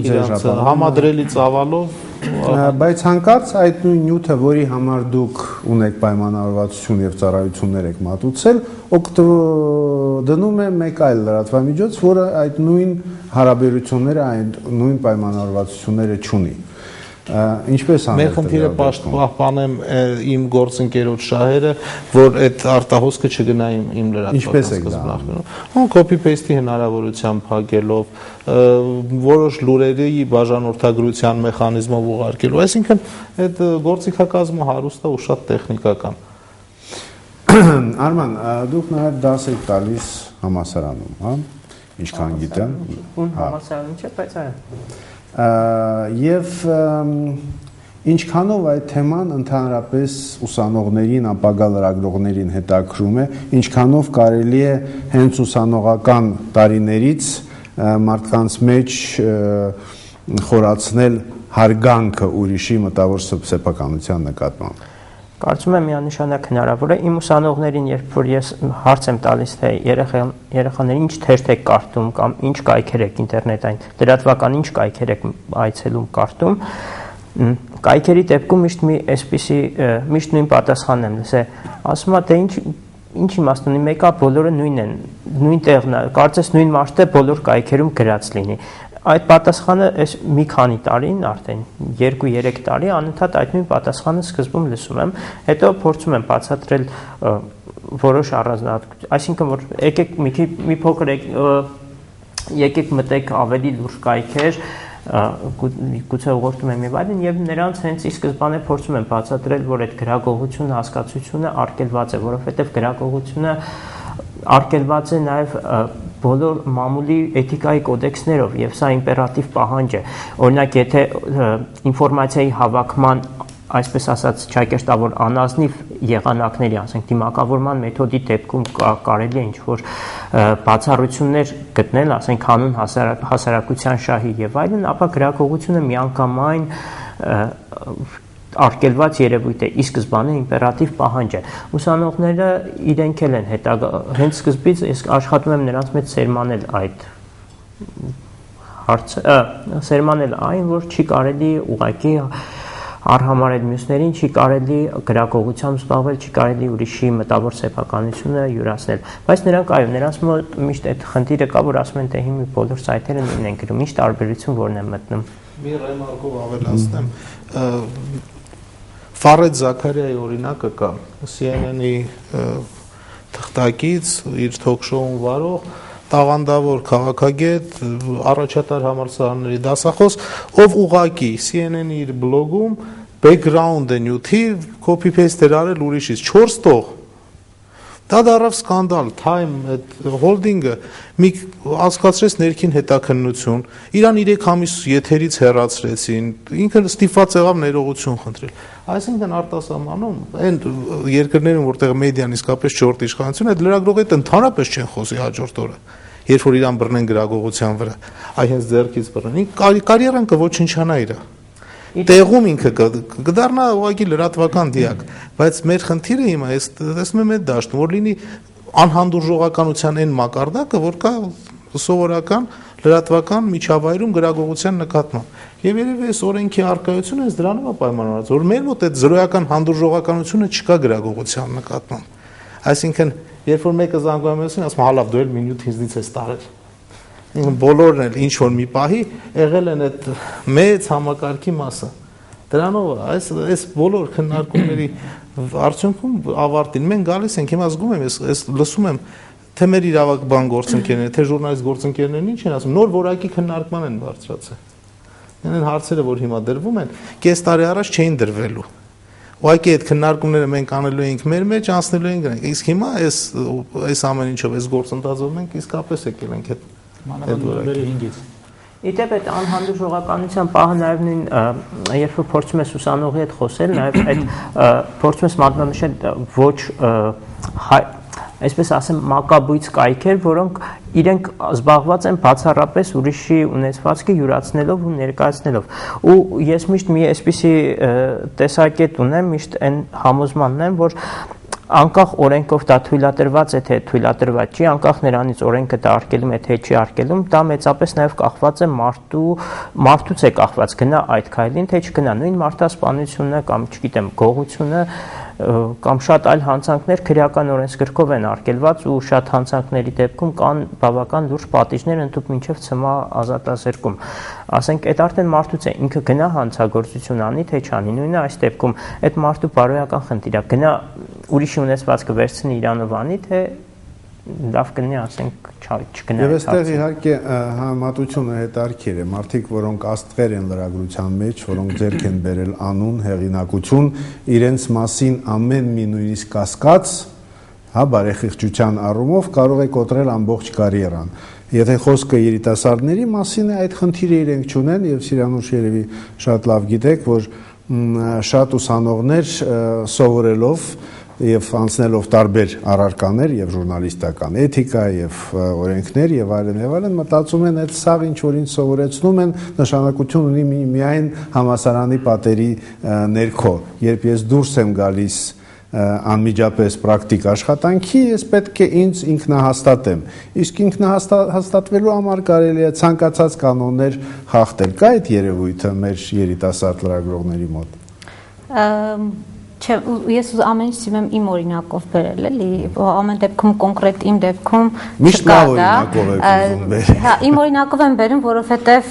թերևս չեմ ուզում նեղացնել մյուս գործընկերներին կամ սկսնակ լրագրողներին, ինքս էլ ինձ շատ դեռ փորձառու չեմ համարում ու կարծում եմ դեռ շատ ժամանակ կա, հա, դրա մասին արդեն խոսելու կամ մրցակցությունը դաժան բան է, գիտեք։ Հավատացեք, երբևէ չկա ինչ-որ մեկը, որ սկսեմ իր հետ մրցել լրագրության մեջ, բայց մի օրինակ է ուզում բերել, որ նախորդ զրույցից չկարողացա մեջ բերել, գրագողության հետ կապված, ուղղակի շատ ցայտուն օրինակ պիտի բերեմ, երբ գործընկերներիցս մեկը շատ էքսկլյուզիվ հարցազրույց էր արել, եւ որոշ ժամանակ անց մի 2 օր հետո դա հայտնվեց ուրիշ կայքում, ուրիշ հեղինակի անունով։ Տևական ժամանակ գործընկերս իրեն իր մեջից դուրս էր գալիս ապացուցելու համար, որ առաջին հեղինակը ինքն է ու սրանք իր հարցերն էին, հա։ Ընդհուպ հասավ հարցը նրան, որ զանգեց տվյալ խմբագրին ու ասաց, որ սա է, հա, ես եմ հեղինակը։ Նույնիսկ այդ դեպքում հարցը շատ հանդուրժողական մթնոլորտում ավարտվեց, այսինքն չեղավ անգամ լեզվակռիվ, չեղավ անգամ հարցեր պարզելու խնդիր, այսինքն լրագրության մեջ այդ ինքնակարգավորման իրար լսելու համերաշխության գործակիցը կա։ Ձեր հարցը որն էր, պարոն Ավասարդյան, մի հատ էլ կհիշեցնեք, ես ուզում էի ուղղակի հավելել։ Երիտասարդները շատ լավ սովորելով համասարանում ինչպիսին են էթիկայի նորմերը, ինչպիսին է, ասենք, հեղինակային իրավունքի պահանջը, ինչպես է դրված օրենքում, երբ դուրս են գալիս պրակտիկ աշխատանքի, համարում են, որ ամբողջ սովորած այլևս նշանակություն չունի։ Մենք ունենք ուսանողներ, ես ուզում եմ մեր կայքի օրինակով նաև բերել, եւ շատ են գալիս սկսնակներ։ Այս տեսակ խնդիրը, որ դուք ասում եք, ես իսկապես չեմ բախվել, բայց մի ուրիշ առավելություն եմ նկատել, այս ավելի նոր երիտասարդ ավարտած ուսանողների մոտ, շատ ավելի համարձակ են, այսինքն մենք երբ որ նոր էինք կայանում, այս տեսակ չէր, էլի, իրենց դեպքում շատ ավելի համարձակ են, ճիշտ պահին կարողանում են արձագանքել, շատ մոբիլ են, շատ արագ են, մի փոքր գուցե չպատճառաբանված մեծամտություն կա, բայց գոնե ընդհանուր առմամբ ես նկատում եմ դա եւ նաեւ ունեն լրագրողական յուղ, որ ասում են գնալով պակասում է, լավ լրագրողի կարիք միշտ է շատ կա, բայց ես գոնե մեր պարագայում մի 2 լրագրող կա, որ սկսնակ են, դեռ շարունակում են սովորել մեզ մոտ աշխատում են, բայց ես ամեն օր եմ իրենց պրոգրեսը տեսնում ու ինքնահաստատման, հա, կայացման ճանապարհին ես չեմ տեսնում, որ իրենք ինչ-որ օրինակներ խախտեն, հեղինակային իրավունք խախտեն, ավելին իրենք շատ ավելի ուշադիր են մյուս կայքերում ինչ է կատարվում։ Ես կարող եմ այդ կայքը չնայեմ, բայց ինքն ասի այս կայքում այսինչ բանը գնաց։ Այ խոսվեց նրա մասին, թե ինչպիսի մեկնաբանություններ եւ պարզաբանումներ պիտի լինեն օրենքի կիրառման ընթացքում, եւ լավ է, որ Սիրանուշը հարցազրույցի օրինակը բերեց, ինքը շատ հետաքրքիր երևույթ է, երբ մենք խոսում ենք նրա մասին, ինչ չափով կարելի է օգտվել, ինչ ծավալով կարելի է օգտվել այլ նյութից։ Ասենք, մեծ հարցազրույց է, որտեղ կա մեկ սուր հարց եւ մեկ շատ հետաքրքիր պատասխան։ Եվ մեկ այլ լրագրող վերցնում է միայն դա, որպես հետաքրքիր նյութ, որպես հետաքրքիր լուր։ Փորձենք կոնկրետ օրինակի վրա քննարկենք։ Արա, ինչպես է գտնում, որ դեպքում լրագրողը իրավունք ունի օգտվել հարցազրույցի մի փոքր մասից, բայց շատ հետաքրքիր, շատ կարևոր եւ միգուցե հենց մեղն է ամբողջ նյութի։ Դե տեսեք, օրենքը տալիս է երկու կարգավորում։ Մեկը ասում է, որ չպետք է բացահայտի բուն իմաստը, միևնույն ժամանակ Հարցազրույցը կարող է մեծ իմաստ ունի եւ տարբեր իմաստներ ունենա։ Այո, բայց միևնույն ժամանակ, այո, դրա համար նաեւ կա երկրորդ կարգավորումը, որ լրացնում է միևնույն ժամանակ նպատակն արդարացնող ծավալով։ Արդեն պետք է տեսնել, թե հիմնական նյութի կոնտեքստը որն է։ Եթե հիմնական նյութի կոնտեքստին հարմոնիզացվում է միայն մեկ նախադասությունը, ապա նշանակում է նպատակն արդարացնող ծավալով։ Իսկ եթե արդեն կոնտեքստը շեղում է, գնում է արդեն վկայակոչված հիմնականում լրատվական նյութը, իմ կարծիքով, եթե դատան լինի, ես դատավորն եմ, կարող եմ ասել, որ նպատակն արդարացնող ծավալով չէր։ Հետևաբար նաև արդեն տանում է խախտում։ Սա իրավաբանի պատասխանն է։ Այո, ես իրավաբանորեն կարող եմ նայել նյութերին, այլ բան չեմ կարող ասել, բայց ուզում լրացնել մի լուրով, որ խոսվեց բարեխոսության մասին, մենք ունենք նոյեմբերի 5-ին նորություն, դա Սահմանադրական դատանի կողմից այդ հայտնի որոշումներ, որով ներմուծեց բարոյական վնասի դիմաց նյութական փոխհատուցման իրավունք հասկացությունը եւ 1 տարի հետո մենք ունենալու ենք դա արդեն կարգավորված, ուստի գրագողության դիմաց արդեն կարելի է պահանջել, այսպես ասած, հանրային պարսավանք, այսինքն բարոյական վնասը հասցրել, հետևաբար պետք է նաև վճարես։ Ինձ թվում է դա զսպող ազդեցություն կունենա հեղինակային իրավունքի խախտման վրա անպայման։ Կրիստինա, դուք բան եք ուզում ասել։ Ես ուզում եմ ասել, որ նպատակն արդարացնող ծավալը ընդհանրապես չունի սահմանում միջազգային պրակտիկայում։ Չկա այդպիսի սահմանում, թե որն է նպատակն արդարացնող ծավալը։ Հիմնականում դա որոշվում է դատական կարգով։ Կարող է հոդվածի վերնագրի օգտագործումը համարվել նպատակն արդարացնող ծավալով օգտագործում։ Այսինքն որևիցե չափանիշ դրա համար չկա։ Սա կորոշի արդեն դատարանը։ Արամ, իսկ դուք ինչ վերաբերմունք ունեք եւ այդ հարցազրույցի եւ նաեւ վերնագրի օրինակը հետաքրքիր է։ Եթե վերնագիրը գյուտ է, բանաձևը չունեմ, անկեղծ ասած, իսկապես չունեմ այդ բանաձևը, որովհետեւ շատ սուբյեկտիվ երևույթի մասին ենք խոսում, որտեղ հարցազրույցը կարող իսկապես ունենա մի մեղ, որը կարող շատ հետաքրքիր լինի իմ լրատվամիջոցին կամ այլ լրատվամիջոցի, բայց ինքը իր ծավալը լինի տասնյակ կամ հարյուրավոր նիշեր, բառեր եւ մտքեր։ Ճիշտն ասած, այս հարցի պատասխանը իսկապես երևի դատական պրակտիկան կամ երևի ինքնակարգավորման պրակտիկան բերի, որովհետեւ եթե այդպիսի նախադեպ լինի, շատ հետաքրքիր կլինի քննարկել։ Քաղաքական բանաստեղծության արտատպումը, որը դե ամբողջությամբ է ոնց որ ոչ ամբողջությամբ չէր եւ քիչ նկարով չէր, որտեղ դրանք ատրիբուտներն են, առանձին մասեր էր եւ դա մեջբերում չէր։ Դա հենց ուղղակի այդ նպատակով օգտագործումներ ավելի այո, նշանակում է նպատակն արդարացնող ծավալ, որտեղ դրանք քիչ այլ հոդված չկար։ Կար միայն այդ արտատպված բանաստեղծությունը աղճատումներով։ Ես հիմա կխնդրեի մեր բանախոսներին անդրադառնալ եւս մեկ թեմային, որը շատ է քննարկվում հեղինակային իրավունքի համատեքստում, դա մամուլի տեսություններն են։ Հա, եւ կար մտահոգություն, երբ քննարկվում էր օրենքի փոփոխությունները, որ կարող է կիրառումը օրենքի որոշակի խոչընդոտներ ստեղծել մամուլի տեսություն անողներին, հա, տարբեր նյութերը ներկայացնելով նույն հրապարակման մեջ կամ նույն ռադիոհաղորդման մեջ։ Ինչպես է գտնում Կրիստինա այդ խնդրի լուծումը օրենքի շրջանակներում։ Ես երևի թե էլի պիտի կրկնվեմ, եթե նորությունները, իրենք հակիրճ ճշգրիտ նորություններ են ներկայացվում, այդ դեպքում սրանք որևիցե հեղինակային իրավունքով պահպանվող օբյեկտներ չեն եւ պահպանության կարիք չունեն։ Բայց եթե այստեղ կա վերլուծություն, մեկնաբանություն, ստեղծագործական տակ եւ դնում ես մեկ մեծ ծավալի մեջ։ Այդ դեպքում արդեն դրա օգտագործումը հեղինակային իրավունքի խախտում կհամարվի։ Ցանկացած լրագրող ինքնուրույն պետք է ներկայացնի նյութը, այսինքն իր յուրօրինակ մոտեցումը պետք է ցուցաբերի դրա նկատմամբ։ Մամուլի տեսություն սարքելով ինքը նպատակ է հետապնդում արտացոլել օրվա մամուլի հիմնական բովանդակությունը։ Ինքը խնդիր չունի առանձին նյութի բովանդակության հետ։ Ես այս դեպքում ոչ մի խախտում չեմ տեսնում։ Ընդհանրապես որը մամուլի տեսություն ներկայացնում։ Մեր համար մամուլի տեսությունը երկու տեսք ունի։ Մեկը այն ինչ կա դասական մամուլի տեսություն, որպես այդպեսին մի նյութ, որը արտացոլում է մամուլի տենդենսները։ Եվ երկրորդը ինչ կա իրականությունում, երբ որ մամուլի տեսությունը դառնում է մամուլի արտատպում կարճ լուրերի տեսքով առանձին վերցրած վեբկայքում։ Մենք գիտակցաբար չենք գնացել երկրորդ ճանապարհով երկու պատճառով։ Պատճառ առաջին դարձարկել կապիտալեն, ինչ արել են մեր գործընկերները, դա դարձնելով հանրային սեփականություն համարեցինք, որ այդքան էլ նպատակահարմար չի, մեր մամուլի տեսությունը փակ պրոդուկտ է եւ ինքը ուղարկվում է բաժանորդին, եւ երկրորդը, եթե գործակալությունը այնքան արագ ու այնքան օպերատիվ չի, որ 3 երեկոյան թերթի կողմից իմացած լուրը պիտի տպի առավոտը, ուրեմն այդ գործակալությունը անելիք չունի։ Այն տեսքով, որ հիմա կա մամուլի տեսություն ասածը մեր դաշտում, դա ուղղակի մամուլի առանձին լուրերի արտատպումն է այս կամ այն լրատվական ժապավենում։ Ես դեռ չեմ հանդիպել մի մամուլի տեսություն ասացի, որը համապարփակ ներկայացնի մամուլի տենդենսները։